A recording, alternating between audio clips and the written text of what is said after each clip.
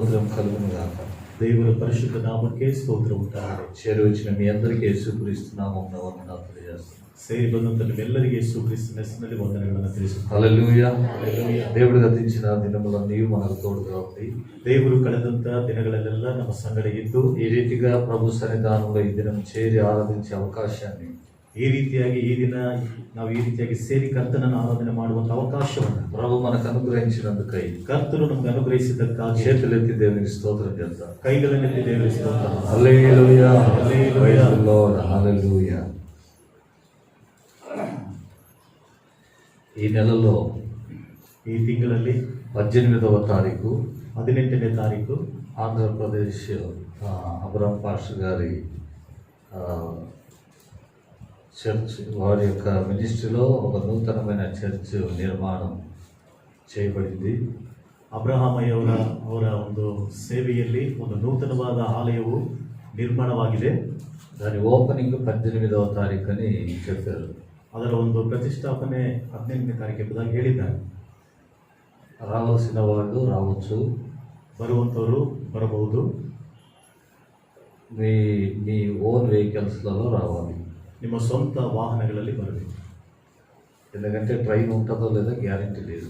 ಯಾಕಂದರೆ ರೈಲು ಇರುತ್ತದೋ ಇಲ್ವೋ ಗ್ಯಾರಂಟಿ ಇಲ್ಲ. కాబట్టి ಆದ ಕಾರಣ ఎవరైనా రావాలని ఆసక్తి ఉన్నవాళ్ళు, ಯಾರಾದರೂ ಬರಬೇಕೆಂದು ಆಸಕ್ತಿ ಉಳ್ಳವರು వాహనాన్ని సిద్ధపరచుకుంటే రావచ్చు.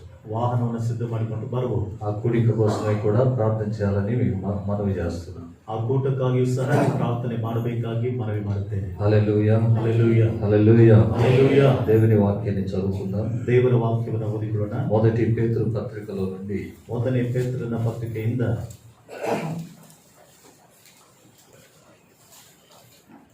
5వ అధ్యాయము 8వ వాక్యాన్ని చదువుకుందాం. 5ನೇ ಅಧ್ಯಾಯ 8ನೇ ವಾಕ್ಯವನ್ನು ಓದಿಕೊಳ್ಳೋಣ. ಯೌವನಸ್ಥರೇ, ಅದೇ ರೀತಿಯಾಗಿ ಹಿರಿಯರಿಗೆ ಅಧೀನರಾಗಿರಿ, ಸ್ವಸ್ಥಚಿತ್ತರಾಗಿರಿ, ನಿಷ್ಠರವಾಗಿರಿ. ನಿಮ್ಮ ವಿರೋಧಿಯಾಗಿರುವ ಸೈತಾನನು ಗರ್ಜಿಸುವ ಸಿಂಹದೋಪಾದಿಯಲ್ಲಿ ಯಾರನ್ನು ನುಂಗಲಿ ಎಂದು ಹುಡುಕುತ್ತಾ ತಿರುಗುತ್ತಾನೆ. చాలు. ఈ వాక్యంలో ಈ ವಾಕ್ಯದಲ್ಲಿ మీ విరోధి అయిన అపవాది, ನಿಮ್ಮ ವಿರೋಧಿಯಾಗಿರುವ ಸೈತಾನನು గర్జించు సింహం వలె ಗರ್ಜಿಸುವ ಸಿಂಹದೋಪಾದಿಯಲ್ಲಿ ఎవరిని మింగుదునా అని ಯಾರನ್ನು ನುಂಗಲಿ ಎಂದು ఎదురు చూస్తూ ఉన్నాడు. ಅವನು ಎದುರು ನೋಡುತ್ತಾ ಇದ್ದಾನೆ. కనుక ಆದ ಕಾರಣ మెలకువగా ఉండండి ಎಚ್ಚರಿಕೆಯಾಗಿರ್ರಿ అని ಎಂಬುದಾಗಿ అపోస్తలుడైన పేతురు ಅಪೊಸ್ತಲನಾದ ಪೇತ್ರನು తన పత్రికలో హెచ్చరిస్తూ ఉన్నాడు. ತನ್ನ ಪತ್ರಿಕೆಯಲ್ಲಿ ಎಚ್ಚರಿಸುತ್ತಾ ಇದ್ದಾನೆ. నిబ్బరమైన బుద్ధి గల వారై ಸ್ಥಿರವಾದ ಬುದ್ಧಿ ಉಳ್ಳವರಾಗಿ మెలకువగా ఉండండి.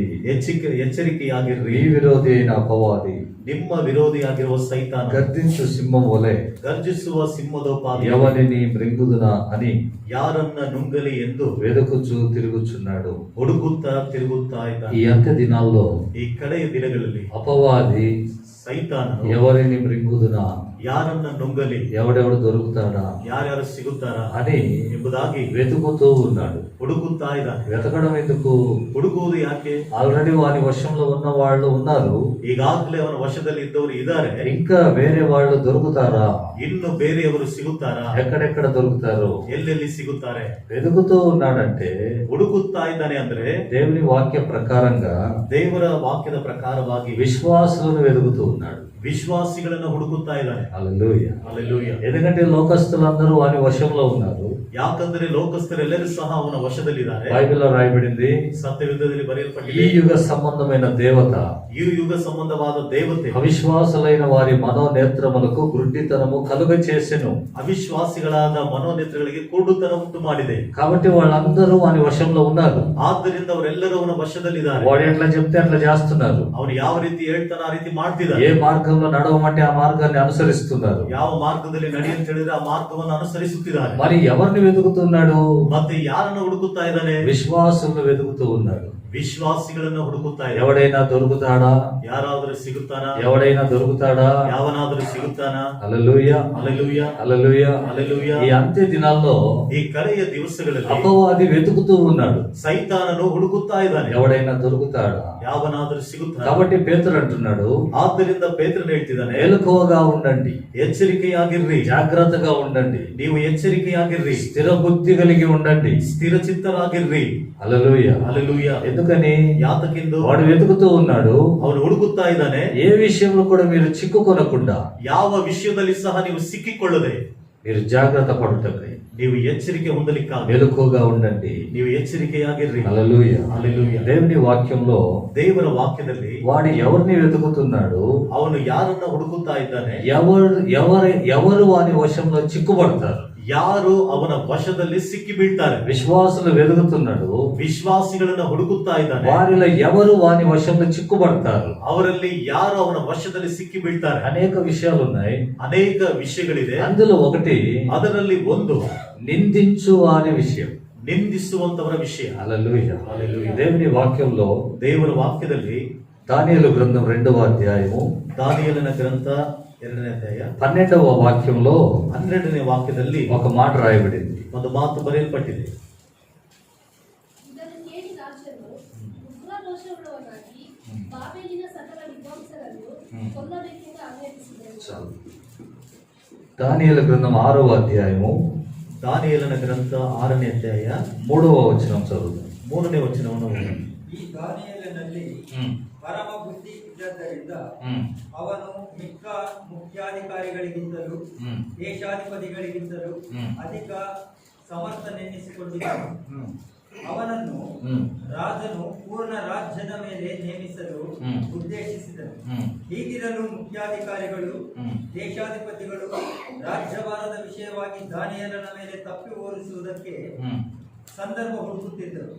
ಆದರೆ ತಪ್ಪು ಹೋರಿಸುವ ಯಾವ ಸಂದರ್ಭವನ್ನು ಯಾವ ತಪ್ಪನ್ನು ಕಾಣಲಾರದೆ ಹೋದರು. చాలు. ఈ వాక్యంలో ಈ ವಾಕ್ಯದಲ್ಲಿ దానియేలు మీద ఏదైనా ఒక నింద మోపుటకై ದಾನಿಯೇಲನ ಮೇಲೆ ಯಾವುದಾದ್ರೂ ಒಂದು ತಪ್ಪನ್ನು ಹೊರಿಸಲಿಕ್ಕಾಗಿ అధిపతులు కనిపెట్టుచుండిరి.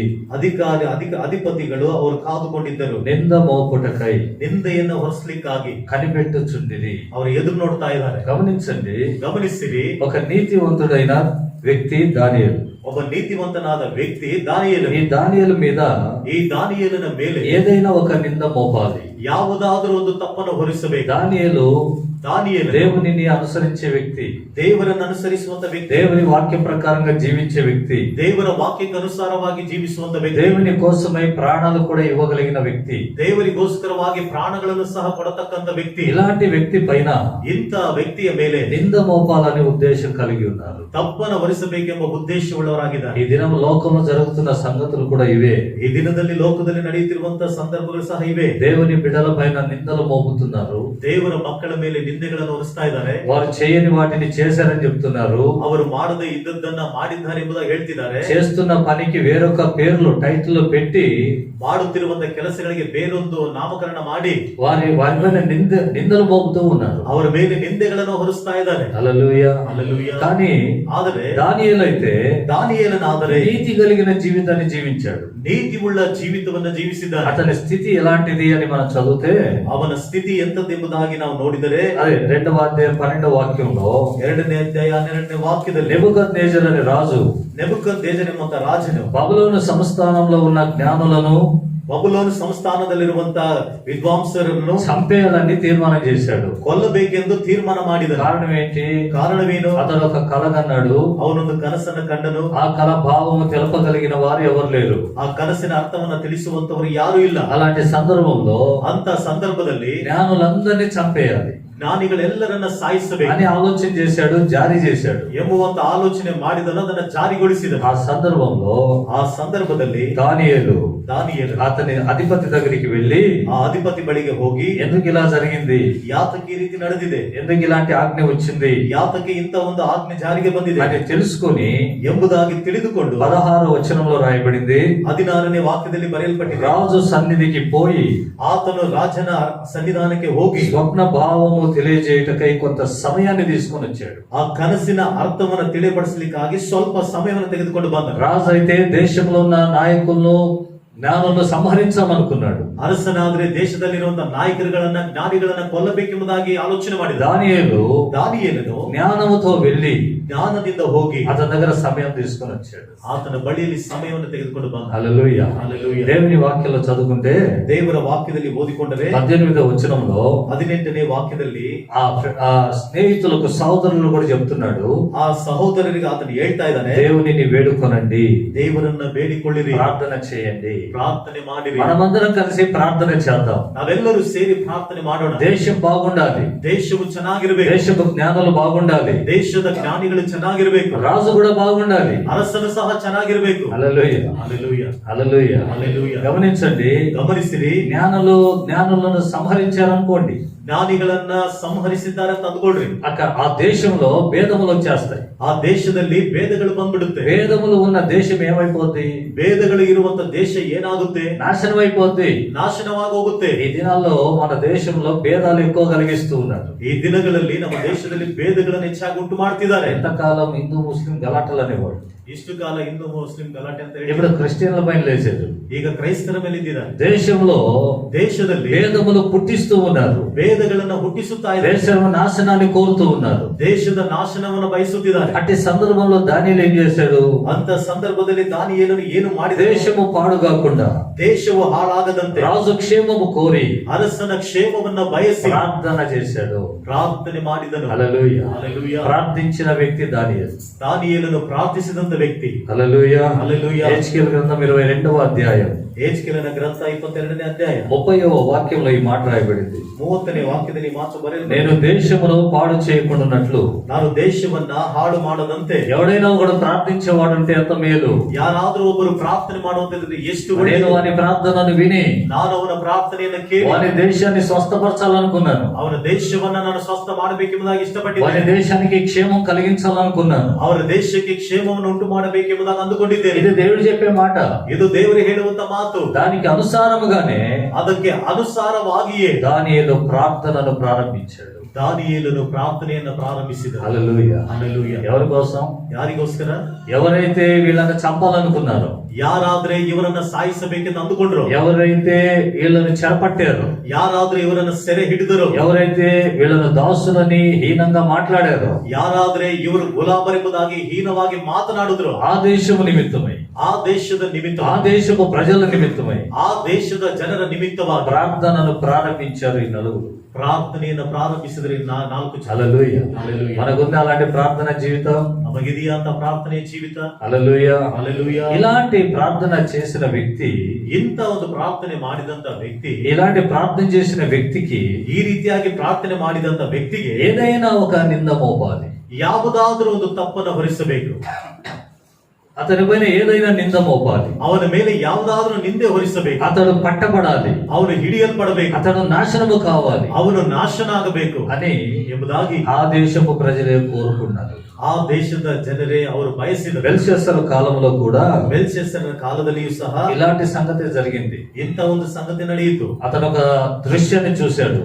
ಆತನೊಂದು ದೃಶ್ಯವನ್ನು ನೋಡಿದನು. గోడ పైన ఒక చెయ్యి వచ్చి ఏదో రాసింది. ಗೋಡೆಯ ಮೇಲೆ ಒಂದು ಕರವು ಬಂದು ಬರೆದಿದ್ದನ್ನು ನೋಡಿದನು. అర్థం చెప్పేవాళ్ళు లేరు. ಅರ್ಥವನ್ನು ಹೇಳುವಂತವರಿಲ್ಲ. ఇతడు వణికిపోతున్నాడు, ಇವನು ನಡುಗುತ್ತಾ ಇದ್ದಾನೆ, భయపడుతూ ఉన్నాడు. ಇವನು ಹೆದರ್ಕೊಳ್ತಾ ಇದ್ದಾನೆ. 5వ అధ్యాయములో 5ನೇ ಅಧ್ಯಾಯದಲ್ಲಿ 7వ వచనంలో చూస్తే 7ನೇ ವಾಕ್ಯದಲ್ಲಿ ನೋಡಿದರೆ, ಹೀಗಿರಲು ರಾಜು ಗಟ್ಟಿಯಾಗಿ ಕೂಗಿಕೊಂಡು ಮಂತ್ರವಾದಿ ಪಂಡಿತ ಶಕುನಿಕರನ್ನು ಕರೆಯಿಸಿ అందరిని పిలిపించి మీరు ఈ భావాన్ని చెప్తే, ಬಾಬೆಲಿನ ಆ ವಿದ್ವಾಂಸರಿಗೆ మీరు దీని భావమును చెప్తే ನೀವು ಈ ಅರ್ಥವನ್ನ ಹೇಳಿದರೆ మీకు గొప్ప బహుమతులు దొరుకుతాయని చెప్పాడు. ನಿಮಗೆ ದೊಡ್ಡ ಬಹುಮಾನಗಳು ಸಿಗುತ್ತೆ ಎಂಬುದಾಗಿ ಹೇಳಿದನು. 8వ వచనంలో చూస్తే 8ನೇ ವಾಕ್ಯದಲ್ಲಿ ನೋಡಿದರೆ, అతని సముఖంలో నిలబడినటువంటి జ్ఞానులందరూ, ಆತನ ಸನ್ನಿಧಾನದಲ್ಲಿ ನಿಂತ ಜ್ಞಾನಿಗಳೆಲ್ಲರೂ మౌనంగా నిలబడ్డారు. ಮೌನವಾಗಿ ನಿಂತುಕೊಂಡು ఎవరు ఉత్తరం చెప్పలేదు. ಯಾರು ಉತ್ತರವನ್ನು ಹೇಳಲಿಲ್ಲ. ఇది మా చేత కాదన్నారు. ಇದು ನಮ್ಮ ಕೈಯಿಂದ ಆಗೋದಿಲ್ಲ ಅಂತ ಹೇಳಿದ್ರು. రాజు భయపడ్డాడు. ಅರಸನು ಹೆದರಿಕೊಂಡನು. రాజు భయపడ్డాడు, ಅರಸನು ಹೆದರಿಕೊಂಡ, అధిపతులు భయపడ్డారు, ಅಧಿಪತಿಗಳು ಹೆದರಿಕೊಂಡ್ರು, సంస్థానంలో ఉన్న వాళ్ళందరూ భయపడుతూ ఉన్నారు. ಸಂಸ್ಥಾನದಲ್ಲಿ ಇರುವಂತವರು ಎಲ್ಲರೂ ಸಹ ಎದುರ್ತಾ ಇದ್ದಾರೆ. ఇది ఏమిటో ఇది ಇದು ಏನೋ ಇದು. మమ్మల్ని భయపెట్టేటువంటి సన్నివేశం. ನಮ್ಮನ್ನ ಭಯಪಡಿಸುವಂತ ಸನ್ನಿವೇಶ. ఆ సమయంలో ಆ ಸಮಯದಲ್ಲಿ దానియేలు వచ్చి దాని భావముని తెలియజేశాడు. ದಾನಿಯೇಲನು ಬಂದು ಅದರ ಅರ್ಥವನ್ನು ತಿಳಿಯಪಡಿಸಿ, దేశమే భయపడిపోతుంది. ದೇಶವೇ ಎದುರು ಹೋಗ್ತಾ ಇದೆ. అలాంటి సందర్భంలో దానియేలు వచ్చి వాళ్ళకి సమాధానం చేశాడు. ಅಂತ ಸಂದರ್ಭದಲ್ಲಿ ದಾನಿಯೇಲನು ಬಂದು ಅವರನ್ನು ಸಮಾಧಾನ ಪಡಿಸಿ ఆలోచన చేయండి. ಆಲೋಚನೆ ಮಾಡಿ, అలాంటి క్షేమమును కోరేటువంటి దానియేలు మీద ಅಂತ ಒಂದು ಕ್ಷೇಮವನ್ನ ಬಯಸುವಂತ ದಾನಿಯೇಲನ ಮೇಲೆ నింద మోపాలని సిద్ధపడ్డారు. ನಿಂದೆಯನ್ನ ಹೊರಿಸಬೇಕೆಂದು ಸಿದ್ಧರಾದರು. హల్లెలూయా, ಹಲ್ಲೆಲೂಯಾ. నింద మోపాలని సిద్ధపడ్డారు. ನಿಂದೆ ಹೊರಿಸಬೇಕೆಂದು ಸಿದ್ಧರಾದರು. తనతో ఉన్న జ్ఞానులే, ಅವನೊಂದಿಗಿದ್ದಂತ ಜ್ಞಾನಿಗಳೇ, ఒకప్పుడు దానియేలు మేలు పొందిన జ్ఞానులే, ಒಂದು ಸಮಯದಲ್ಲಿ ದಾನಿಯೇಲನ ಉಪಕಾರಗಳನ್ನು ಇದ್ದಂತ ಜ್ಞಾನಿಗಳೇ, ఒకప్పుడు దానియేలు దగ్గర జ్ఞానం నేర్చుకున్న వారే, ಒಂದು ಸಂದರ್ಭದಲ್ಲಿ ದಾನಿಯೇಲನ ಬಳಿಯಲ್ಲಿ ಜ್ಞಾನವನ್ನ ಕಲಿತುಕೊಂಡವರೇ, ఏదైనా విషయం ఉంటే దానియేలు దగ్గర అడిగిన వాళ్ళే, ಯಾವುದಾದ್ರೂ ಒಂದು ವಿಷಯದ ದಾನಿಯೇಲನ ಬಳಿಯಲ್ಲಿ ಕೇಳಿದವರೇ. ఆ దినం నువ్వు ప్రార్థన చేయకపోతే జ్ఞానులైన మేము నశించిపోయేవాళ్ళం ಆ ದಿನದಲ್ಲಿ ನೀನು ಪ್ರಾರ್ಥನೆ ಮಾಡದೇ ಇದ್ದರೆ ನಾವು ನಾಶನವಾಗ್ತಾ ಇದ್ವಿ అని చెప్పిన వాళ్ళే ಎಂಬುದಾಗಿ ಹೇಳಿದವರೇ. ఈ దినం దానియేలు చాప చూశారు. ಈ ದಿನದಲ್ಲಿ ದಾನಿಯೇಲನ ಸಾಯಿಸಬೇಕು, అతనిపైన ఏదైనా ఒక నింద మోపాలి. ಅವನ ಮೇಲೆ ಯಾವುದಾದ್ರೂ ಒಂದು ನಿಂದೆಯನ್ನು ఈ ಹೊರಿಸಬೇಕು. దినం క్రైస్తవులో కూడా ఇదే సన్నివేశం. ಈ ದಿನದಲ್ಲಿ ಕ್ರೈಸ್ತರು ಸಹ ಇದೇ ಸನ್ನಿವೇಶ. హల్లెలూయా. హల్లెలూయా. ఇలాంటి సన్నివేశంలో ಇಂಥ ಒಂದು ಸನ್ನಿವೇಶದಲ್ಲಿ నిందించిన వారికి విరుద్ధంగా తిరిగి మనం నిందిస్తూ ఉన్నామా, ನಿಂದಿಸಿದಂತ ಅವರಿಗೆ ತಿರುಗಿ ನಾವು ವಿರೋಧವಾಗಿ ನಿಂದಿಸುತ್ತಾ ಇದ್ದೇವಾ, లేక ప్రార్థన చేస్తున్నామా? ಅಥವಾ ಪ್ರಾರ್ಥನೆ ಮಾಡುತ್ತಿದ್ದೇವಾ? ఇది చాలా ప్రాముఖ్యమైన విషయం. ಇದು ತುಂಬಾ ಪ್ರಾಮುಖ್ಯವಾದ ವಿಷಯ. మత్తయి సువార్త 5వ అధ్యాయం ಮತ್ತಾಯನ ಸುವಾರ್ತ 5ನೇ ಅಧ್ಯಾಯ 11వ వచనంలో ఒక మాట రాయబడింది. 11ನೇ ವಾಕ್ಯದಲ್ಲಿ ಒಂದು ಮಾತು ಬರೆಯಲ್ಪಟ್ಟಿದೆ. ನನ್ನ ನಿಮಿತ್ತವಾಗಿ ಜನರು ನಿಮ್ಮನ್ನು ನಿಂದಿಸಿ ಹಿಂಸೆಪಡಿಸಿ ನಿಮ್ಮ ಮೇಲೆ ಕೆಟ್ಟ ಕೆಟ್ಟ ಮಾತುಗಳನ್ನು ಸುಳ್ಳಾಗಿ ಹೊರಿಸಿದರೆ ನೀವು ಧನ್ಯರು. ಸಂತೋಷ ಪಡಿರಿ, ಉಲ್ಲಾಸ ಪಡಿರಿ, ಪರಲೋಕದಲ್ಲಿ ನಿಮಗೆ ಬಹಳ ಫಲ ಸಿಕ್ಕುವುದು. హల్లెలూయా. హల్లెలూయా. ఈ వాక్యంలో యేసు ప్రభు చెప్పిన మాటలు ఇవి. ಈ ವಾಕ್ಯದಲ್ಲಿ ಯೇಸು ಕ್ರಿಸ್ತನು ಹೇಳಿದಂತ ಮಾತುಗಳಿವು. జనులు మిమ్మల్ని నిందించి దూషించినప్పుడు ಜನರು ನಿಮ್ಮನ್ನು ನಿಂದಿಸಿ ದೂಷಣೆ ಮಾಡಿದಾಗ మీరు సంతోషించండి, ನೀವು ಸಂತೋಷ ಪಡಿರಿ, పరలోకంలో మీకు ఫలం అధికమగును. ಪರಲೋಕದಲ್ಲಿ ನಿಮಗೆ ಬಹಳ ಫಲ ಸಿಕ್ಕುವುದು. అంటే మీకు పరలోకం దొరుకుద్ది, ಅಂದರೆ ನಿಮಗೆ ಪರಲೋಕ ಸಿಗುತ್ತೆ, దాంట్లో ఫలాలు కూడా ఉంటాయి. ಅದರಲ್ಲಿ ಫಲಗಳು ಸಹ ಇರುತ್ತೆ. ఒకవేళ నిందించినప్పుడు ಒಂದು ವೇಳೆ ನಿಂದಿಸಿದಾಗ నీవు తిరిగి నిందించేవరకు ನೀನು ತಿರುಗಿ ನಿಂದಿಸಿದೀಯ ಅನ್ಕೋ, నీవు దేవుని చేత పిలువబడ్డ వ్యక్తివి కదా. ನೀನು ದೇವರ ಕೈಯಿಂದ ಕರೆಯಲ್ಪಟ್ಟಂತ ವ್ಯಕ್ತಿ ಅಲ್ವಾ. దూషణకు ప్రతి దూషణ చేయకూడదని బైబిల్ చెప్తుంది. ದೂಷಣೆಗೆ ಪ್ರತಿ ದೂಷಣೆ ಮಾಡಬಾರದೆಂದು ಸತ್ಯವೇದ ಹೇಳ್ತದೆ. నిందకు ప్రతిగా నువ్వు నిందించకూడదని చెప్తుంది. ನಿಂದೆಗೆ ಪ್ರತಿಯಾಗಿ ನೀನು ನಿಂದಿಸಬಾರದೆಂಬುದಾಗಿ వాళ్ళు చేసినట్లుగా నేను చేయాలని నువ్వు అనుకోకూడదని బైబిల్ చెప్తుంది. ಅವರು ಮಾಡಿದ ಹಾಗೆ ನಾನು ಮಾಡುತ್ತೇನೆಂಬುದಾಗಿ ಮಾಡಬಾರದೆಂಬ ದೇವರ ವಾಕ್ಯದಲ್ಲಿ ಬರೆಯಲ್ಪಟ್ಟಿದೆ. నువ్వు అనుకోకూడదు అలాగా ನೀನು ಆ ರೀತಿ ಅಂದುಕೊಳ್ಳಬಾರದು అని బైబిల్ చెప్తుంది. ಎಂಬುದಾಗಿ ಸತ್ಯವೇದ ಹೇಳ್ತಾ ఈ ಇದೆ. దినం మనం ఎలా ప్రవర్తిస్తున్నాం, ಈ ದಿನದಲ್ಲಿ ನಾವು ಯಾವ ರೀತಿ ನಡೆದುಕೊಳ್ತಾ మన ಇದ್ದೇವೆ, స్వభావం ఎలాంటిది? ನಮ್ಮ ಸ್ವಭಾವ ಎಂತದ್ದು. నిందలు వస్తూ ఉంటాయి, ನಿಂದೆಗಳು ಬರ್ತಾ ಇರುತ್ತೆ, దూషణలు వస్తూ ఉంటాయి, ದೂಷಣೆಗಳು ಬರ್ತಾ ಇರುತ್ತೆ, అవమానాలు వస్తూ ఉంటాయి, ಅವಮಾನಗಳು ಬರ್ತಾ ಇರುತ್ತೆ, అపహాస్యంగా మాట్లాడతారు. ಪರಿಹಾಸದಿಂದ ಮಾತನಾಡ್ತಾರೆ. మన మన రియాక్షన్ ఎలాగుంది, ನಮ್ಮ ಪ್ರತಿಕ್ರಿಯೆ ಯಾವ ರೀತಿ ಇದೆ, మనం ఎలా వాళ్ళ విషయంలో మనం ఎలా ప్రతిక్రియిస్తున్నాం? ನಾವು ಅವರ ವಿಷಯದಲ್ಲಿ ಯಾವ ರೀತಿಯಾಗಿ ಪ್ರತಿಕ್ರಿಯೆ ಮಾಡ್ತಾ ಇದೀವಿ. దానియేలు ఎల్లప్పుడూ ప్రార్థనా జీవితం కలిగిన వాడు, ದಾನಿಯೇಲನು ಯಾವಾಗಲೂ ಪ್ರಾರ್ಥನಾ ಜೀವಿತ, నిబ్బరమైన మనస్సు కలిగిన వాడు, ಆತನು ಸ್ಥಿರವಾದ ಮನಸ್ಸುಳ್ಳ, ఎవరు ఎన్ని చెప్పినా ಯಾರು ಎಷ್ಟೇ ಹೇಳಿದ್ರು తిరిగి మాట్లాడని వాడు. ತಿರುಗಿ ಮಾತನಾಡದೇ ಇದ್ದವನು. వాక్యంలో గమనిస్తే ವಾಕ್ಯದಲ್ಲಿ ಗಮನಿಸಿದ್ರೆ ఏదైనా నింద మోపాలని అనుకున్నారు, ಯಾವುದಾದ್ರೂ ಒಂದು ತಪ್ಪನ್ನು ಹೊರಿಸಬೇಕೆಂದಾಗ ಅಂದುಕೊಂಡ್ರು, కానీ దానియేలు మాత్రం ఒక్క నింద మాట అయినా మాట్లాడలేదు. ಆದರೆ ದಾನಿಯೇಲನು ಮಾತ್ರ ಒಂದು ನಿಂದೆಯ ಮಾತನ್ನು ಸಹ ಮಾತಾಡಲಿಲ್ಲ, ఒక్క మాట అయినా మాట్లాడలేదు. ಒಂದು ಮಾತನಾದ್ರೂ ಮಾತನಾಡಲಿಲ್ಲ. ఏదైనా మనల్ని నిందిస్తే మనం ఏం చేస్తాం? ಈ ದಿನದಲ್ಲಿ ನಮ್ಮನ್ನು ನಿಂದಿಸಿದಾಗ ನಾವೇನ್ ಮಾಡ್ತೀವಿ? గుంపు కట్టి ಗುಂಪು ಸೇರಿಸಿ వాళ్ళని ఎలా నిందించగలమో అలాగున మాట్లాడుకుంటూ ఉంటాం. ಅವರನ್ನ ಯಾವ ರೀತಿ ನಿಂದನೆ ಮಾಡ್ಲಿಕ್ಕೆ ಆಗುತ್ತೋ ಆ ರೀತಿಯಾಗಿ ನಾವು ನಿಂದಿಸುತ್ತೇವೆ. హల్లెలూయా. ಹಲ್ಲೆಲೂಯಾ. మనిషి స్వభావం. ಮನುಷ್ಯನ ಸ್ವಭಾವ. సైతాన్ గడు వెతుకుతూ ఉన్నాడు. ಸೈತಾನನು ಹುಡುಕುತ್ತಾ ಇದ್ದಾನೆ. నిందించేవాడు ఎవడైనా ఉన్నాడా? ನಿಂದಿಸುವಂತವನು ಯಾವನಾದ್ರೂ ಇದ್ದಾನ? నింద మోపే స్వభావం కలిగిన వాడు ఎవడైనా ఉన్నాడా? ನಿಂದೆಯನ್ನು ಹೊರಿಸುವಂತ ಸ್ವಭಾವವುಳ್ಳವನು ಯಾವನಾದ್ರೂ ಇದ್ದಾನ? వాడు ఎవరి వశంలో పోతాడు? ಅವನು ಯಾರ ವಶದಲ್ಲಿ ಹೋಗ್ತಾನೆ? గర్జించు సింహం వలె అపవాది తిరుగుతూ ఉన్నాడు. ಗರ್ಜಿಸುವ ಸಿಂಹದೋಪಾದಿಯಲ್ಲಿ ಸೈತಾನನು ತಿರುಗುತ್ತಾ ಇದ್ದಾನೆ. వానిని పట్టుకుంటాడు వాడు. ಅವನನ್ನ ಹಿಡ್ಕೊಳ್ತಾನೆ. హల్లెలూయా, హల్లెలూయా, హల్లెలూయా. హల్లెలూయా. నువ్వు పరిశుద్ధంగా జీవించి ఉండొచ్చు, ನೀನು ಪರಿಶುದ್ಧವಾಗಿ విశ్వాసాన్ని కాపాడుకుంటూ ఉండొచ్చు, ನಂಬಿಕೆಯನ್ನು ಕಾಪಾಡಿಕೊಳ್ಳುತ್ತಾ ಇರಬಹುದು, ఇతరులతో ప్రేమగా మాట్లాడుతూ ఉండొచ్చు, ಇತರರೊಂದಿಗೆ ಪ್ರೀತಿಯಿಂದ ಮಾತನಾಡುತ್ತಾ ಇರಬಹುದು, ప్రార్థన చేసే వ్యక్తివై ఉండొచ్చు, ಪ್ರಾರ್ಥನೆ ಮಾಡುವಂತ ವ್ಯಕ್ತಿ ಆಗಿರಬಹುದು, దేవుని ఆరాధించే వ్యక్తివై ఉండొచ్చు. ದೇವರನ್ನ ಆರಾಧನೆ ಮಾಡುವಂತ ವ್ಯಕ್ತಿ ಆಗಿರಬಹುದು. ఈ ఒక్క వీక్నెస్ నీలో ఉన్నా ಈ ಒಂದು ಬಲಹೀನತೆ ನಿನ್ನಲ್ಲಿ ಇದ್ರೆ వాడు నిన్ను పట్టుకుంటాడు. ಅವನು ನಿನ್ನನ್ನು ಹಿಡ್ಕೊಳ್ತಾನೆ. హల్లెలూయా. హల్లెలూయా. వాని వశం అయిపోతావు ಅವನ ವಶದಲ್ಲಿ ಹೋಗ್ಬಿಡ್ತೀನಿ అంటే అర్థం ఏంటి? ಅಂದ್ರೆ ಅರ್ಥವೇನು? వాని స్వభావం నీలో వచ్చేస్తాయి, ಅವನ ಸ್ವಭಾವ ನಿನ್ನಲ್ಲಿ ಬಂದ್ಬಿಡುತ್ತೆ, వానికి ప్రయోజనకరంగా నిన్ను వాడుకుంటాడు. ಅವನಿಗೆ ಪ್ರಯೋಜನಕರವಾಗಿ ನಿನ್ನನ್ನು ಉಪಯೋಗಿಸಿಕೊಳ್ತಾನೆ. వాని స్వభావాలు అవి, ಅವನ ಸ್ವಭಾವಗಳದು, వాని స్వభావాలు ఏవైతే ఉన్నాయో ಅವನ ಸ್ವಭಾವಗಳು ಯಾವುದಾದ್ರೆ ಇದೆಯೋ అవన్నీ కూడా వీళ్ళు పెట్టేస్తారు. ಅವೆಲ್ಲವನ್ನು ಸಹ ಇವನಲ್ಲಿ ಇಟ್ಬಿಡ್ತಾನೆ. హల్లెలూయా. ಹಲ್ಲೆಲೂಯಾ. కొందరి మాటలు వింటూ ఉంటాం, ಕೆಲವೊಬ್ಬರ ಮಾತುಗಳನ್ನು ಕೇಳ್ತಿರ್ತೀವಿ. సేవకులు అయినా ಸೇವಕರಾಗಿ విశ్వాసులైనా ವಿಶ್ವಾಸಿಗಳ వారి మాటలు వింటూ ఉంటే ಅವರ ಮಾತುಗಳನ್ನು ಕೇಳ್ತಾ ಇದ್ರೆ ఎందుకు ఇలా మాట్లాడుతున్నారు అనిపిస్తుంది. ಯಾಕೆ ಈ ರೀತಿ ಮಾತಾಡ್ತಿದ್ದಾರೆ ಅನ್ಸುತ್ತೆ. అప్పుడు ఈ మాట మొన్నటి దినం నాకు ఈ మాట జ్ఞాపకం వచ్చింది. ಮೊನ್ನೆ ಈ ದಿನ ನನಗೆ ಈ ಮಾತು ನೆನಪಿಗೆ ಬಂತು. హల్లెలూయా. ಹಲ್ಲೆಲೂಯಾ.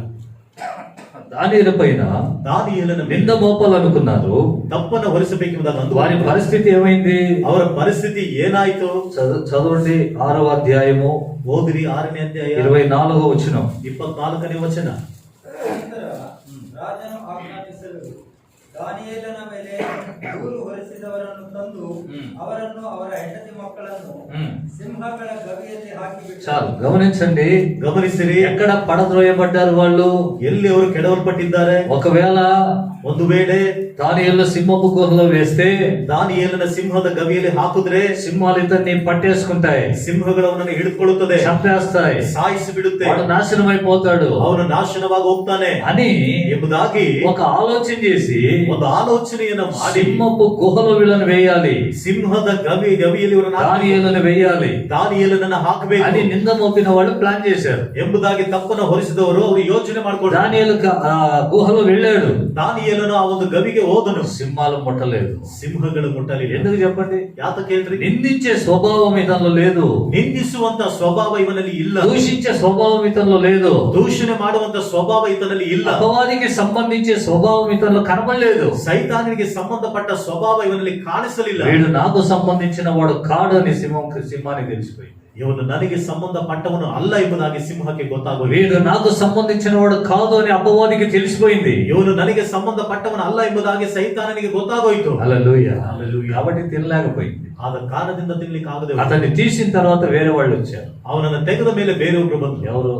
ಯಾರು? నింద మోపిన వాళ్ళు ತಪ್ಪನ್ನು ಹೊರಿಸಿದವರು వచ్చి ఎక్కడ పడ్డారు? ಬಂದು ಎಲ್ಲಿ ಬಿದ್ರು? సింహపు గుహలో పడ్డారు. ಸಿಂಹದ ಗವಿಯಲ್ಲಿ ಬಿದ್ರು. వారు అడుగుకు రాక మునిపే, ಅವರು ಅದಕ್ಕೆ ಹತ್ತಿರಕ್ಕೆ ಬಾರುವುದಕ್ಕಿಂತ అడుగు ಮುಂಚೆ, నేలలో పడక మునిపే, ಅವರು ನೆಲದಲ್ಲಿ ಬೀಳುವುದಕ್ಕಿಂತ ಮುಂಚೆನೆ, కిందికి పడక మునిపే ಕೆಳಗಡೆ ಬೀಳುವುದಕ್ಕಿಂತ ಮುಂಚೆನೆ సింహాలు వాళ్ళని చీల్చేశాయి. ಸಿಂಹಗಳು ಅವರನ್ನು ಸೀಳಿ ಬಿಟ್ಟಿದ್ದವು. హల్లెలూయా. హల్లెలూయా. గమనించండి, ಗಮನಿಸಿರಿ, నింద, ನಿಂದೆ, ఒకరి పైన నింద మోపడం అనేది ಒಬ್ಬರ ಮೇಲೆ ನಿಂದೆ ಹೊರಿಸುವಂತದ್ದು సైతానుకు సంబంధించిన స్వభావం. ಸೈತಾನನಿಗೆ ಸಂಬಂಧಪಟ್ಟ ಸ್ವಭಾವ. పరిశుద్ధులకు ఇది తగినది కాదు. ಪರಿಶುದ್ಧರಿಗೆ ಇದು ಯೋಗ್ಯವಾದದ್ದಲ್ಲ. హల్లెలూయా. హల్లెలూయా. పేతురు యోహానును తీసుకుపోయి హింసించారు. ಪೇತ್ರ ಯೋಹಾನನ್ನು ತೆಗೆದುಕೊಂಡು ಹೋಗಿ ಹಿಂಸೆ ಪಡಿಸಿದ್ರು. వాళ్ళని విడిచినప్పుడు ಅವರನ್ನು ಬಿಟ್ಟಾಗ బయటకు వచ్చి ఒక మీటింగ్ పెట్టలేదు. ಹೊರಗಡೆ ಬಂದೊಂದು ಕೂಟವನ್ನು ಇರ್ಲಿಲ್ಲ. వాళ్ళని ఎట్లా చేయాలి, ఏం చేయాలి, ಅವರನ್ನ ಹೇಗ್ ಮಾಡ್ಬೇಕು, ಯಾವ ರೀತಿ ಮಾಡ್ಬೇಕು, దీనికి మనము యోగ్యులము, ಇದಕ್ಕೆ ನಾವು ಯೋಗ್ಯರು, దూషించబడ్డానికి పిలువబడ్డాం, ದೂಷಿಸಲ್ಪಡ್ಲಿಕ್ಕಾಗಿ ಕರೆಯಲ್ಪಟ್ಟಿದ್ದೇವೆ, నిందను సహించడానికి పిలువబడ్డాం, ನಿಂದೆಯನ್ನು ಸಹಿಸಲಿಕ್ಕಾಗಿ ಕರೆಯಲ್ಪಟ್ಟಿದ್ದೇವೆ, అవమానాలు ఎన్ని వచ్చినా సహించుటకై పిలువబడ్డాం ಅವಮಾನಗಳು ಎಷ್ಟೇ ಬಂದರೂ ಅದನ್ನ ಸಹಿಸಿಕೊಳ್ಳಲಿಕ್ಕಾಗಿ ಕರೆಯಲ್ಪಟ್ಟಿದ್ದೇವೆ అని సంతోషంగా వెళ్ళారంట. ಎಂಬುದಾಗಿ ಸಂತೋಷದಿಂದ ಹೋದರಂತೆ. హల్లెలూయా. హల్లెలూయా. అందుకే వాడు పరిశుద్ధులైన పరిశుద్ధ పౌలు, పరిశుద్ధుడైన యోహాను, పరిశుద్ధుడైన పేతురు అని టైటిల్. ಅದಕ್ಕಾಗಿ ಅವರಿಗೆ ಪರಿಶುದ್ಧನಾದ ಪೌಲನು, ಪರಿಶುದ್ಧನಾದ ಯೋಹಾನನು, ಪರಿಶುದ್ಧನಾದ ಪೇತ್ರನೆಂಬಂತ ಹೆಸರಿದೆ. మనకు ನಮಗೆ మనకు ನಮಗೆ ఒకడొకటి మాట్లాడితే 4 మాట్లాడతారు. ಒಬ್ರು ಒಂದು ಮಾತಾಡಿದ್ರೆ ನಾವು 4 ಮಾತಾಡ್ತೀವಿ. మనకు అనుకూలంగా లేకపోతే వాళ్ళ విషయంలో ప్రతికూలంగా ఏదైనా మాట్లాడేస్తారు. ನಮಗೆ ಅನುಕೂಲವಾಗಿ ಇಲ್ಲದೆ ಹೋದ್ರೆ ಪ್ರತಿಕೂಲವಾಗಿ ಅವರನ್ನು ಏನಾದ್ರೂ ಮಾತಾಡ್ತೀವಿ. ఇది విశ్వాసులకు తగింది కాదు. ಇದು ವಿಶ್ವಾಸಿಗಳಿಗೆ ತಕ್ಕದಲ್ಲ. ఈ అంత్య దినాల్లో ಈ ಕಡೆಯ ದಿವಸಗಳಲ್ಲಿ చాలా విషయాలు చూస్తున్నాం. ఇవి ತುಂಬಾ ವಿಷಯಗಳನ್ನು ನೋಡ್ತಾ ಇದೀವಿ. బయట గాని, ಹೊರಗಡೆ ಆಗಿರ್ಲಿ, సంఘములలో గాని, ಸಭೆಗಳಲ್ಲಾಗಿರ್ಲಿ, యూట్యూబ్ లో క్రిస్టియన్ ఛానల్స్ లలో గాని, ಯೂಟ್ಯೂಬ್ ಕ್ರಿಶ್ಚಿಯನ್ ಚಾನೆಲ್ಸ್ ಗಳಲ್ಲಾಗಿರ್ಲಿ, వాళ్ళు ఎలాగన్నారు, మేము ఒక కౌంటర్ వేస్తున్నాం. ಅವ್ರು ಈ ರೀತಿ ಅಂತಿದ್ದಾರೆ, ನಾವು ಒಂದು ಕೌಂಟರ್ ಹಾಕ್ತಿದೀವಿ. వాళ్ళ కౌంటర్ కు వీళ్ళు కౌంటర్. ಅವರ ಕೌಂಟರ್ ಗೆ ಇವರ ಒಂದು ಕೌಂಟರ್. సేవ లేదు ఇక్కడ. ಸೇವೆ ಇಲ್ಲ ಇಲ್ಲಿ. వాళ్ళు ఇట్లా అన్నారు, మేము ఇట్లా అన్నాం. ಅವ್ರು ಹಿಂಗಂದಿದ್ದಾರೆ, ಇವ್ರು ಹಿಂಗಂದಿದ್ದಾರೆ. బైబిల్ తీసుకొని ఇలాగన్నాం. ಸತ್ಯವೇದ ತೆಗೆದುಕೊಂಡು ಹಿಂಗದೀವಿ. హల్లెలూయా. హల్లెలూయా. ఇది విశ్వాసులకు తగదు.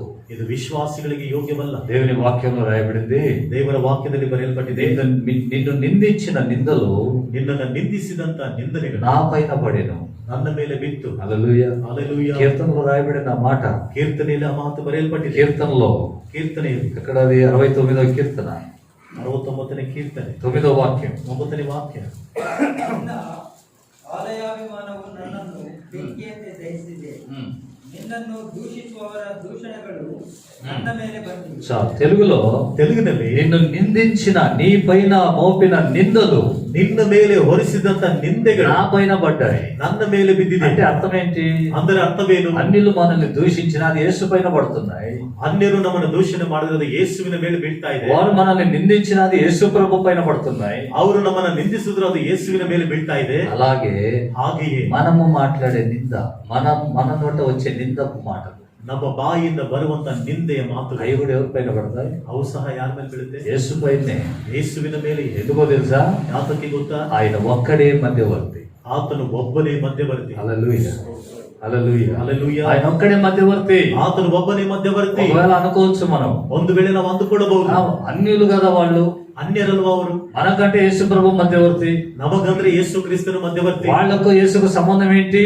ಅವರಿಗೂ ಯೇಸುಗೂ ಸಂಬಂಧವೇನು? అందుకని మనం వాళ్ళని ఏదైనా అనుకోవచ్చు. ಅದಕ್ಕಾಗಿ ಅವರನ್ನು ನಾವು ಏನಾರು ಅನ್ನಬಹುದು ಎಂಬುದಾಗಿ ಅಂದುಕೊಳ್ಳಬಹುದು. దేవుని వాక్యంలో రాయబడింది, ದೇವರ ವಾಕ್ಯದಲ್ಲಿ ಬರೆಯಲ್ಪಟ್ಟಿದೆ, వాళ్ళ కోసం కూడా ప్రభు ప్రాణం పెట్టాడు. ಅವರಿಗೋಸ್ಕರವಾಗಿಯೂ ಸಹ ಕರ್ತನು ಪ್ರಾಣ. ఒకవేళ వాళ్ళు మారు మనసు పొందారు అనుకో, ಒಂದು ವೇಳೆ ಅವರು ಮಾನಸಾಂತರ ಹೊಂದಿದ್ದಾರೆ ಅಂದುಕೋ, ఆ నిందలన్నీ ఆయన పైనే పడతాయి. ಆ ನಿಂದೆಗಳೆಲ್ಲವೂ ಸಹ ಆತನ ಮೇಲೆ ಬೀಳುತ್ತವೆ. కాబట్టి ಆದ್ದರಿಂದ జాగ్రత్త, ಎಚ್ಚರಿಕೆ, నిబ్బరమైన బుద్ధి కలిగి ఉండండి. ಸ್ಥಿರವಾದ ಬುದ್ಧಿ ಉಳ್ಳವರಾಗಿರ್ರಿ. హల్లెలూయా. హల్లెలూయా. స్థిర విశ్వాసం కలిగి ఉండండి. ಸ್ಥಿರವಾದ ನಂಬಿಕೆ ಉಳ್ಳವರಾಗಿರ್ರಿ. ఎవరు ఏమన్నా కూడా ಯಾರು ಏನೇ ಅಂದರೂ ಸಹ నాకు వినపడలేదు అన్నట్లుగా దేవుని వైపు చూడాలి. మనం ನಮಗೆ ಕೇಳಿಸಲಿಲ್ಲ ಅನ್ನುವ ರೀತಿಯಲ್ಲಿ ನಾವು ದೇವರ ಕಡೆಗೆ ನೋಡಬೇಕು.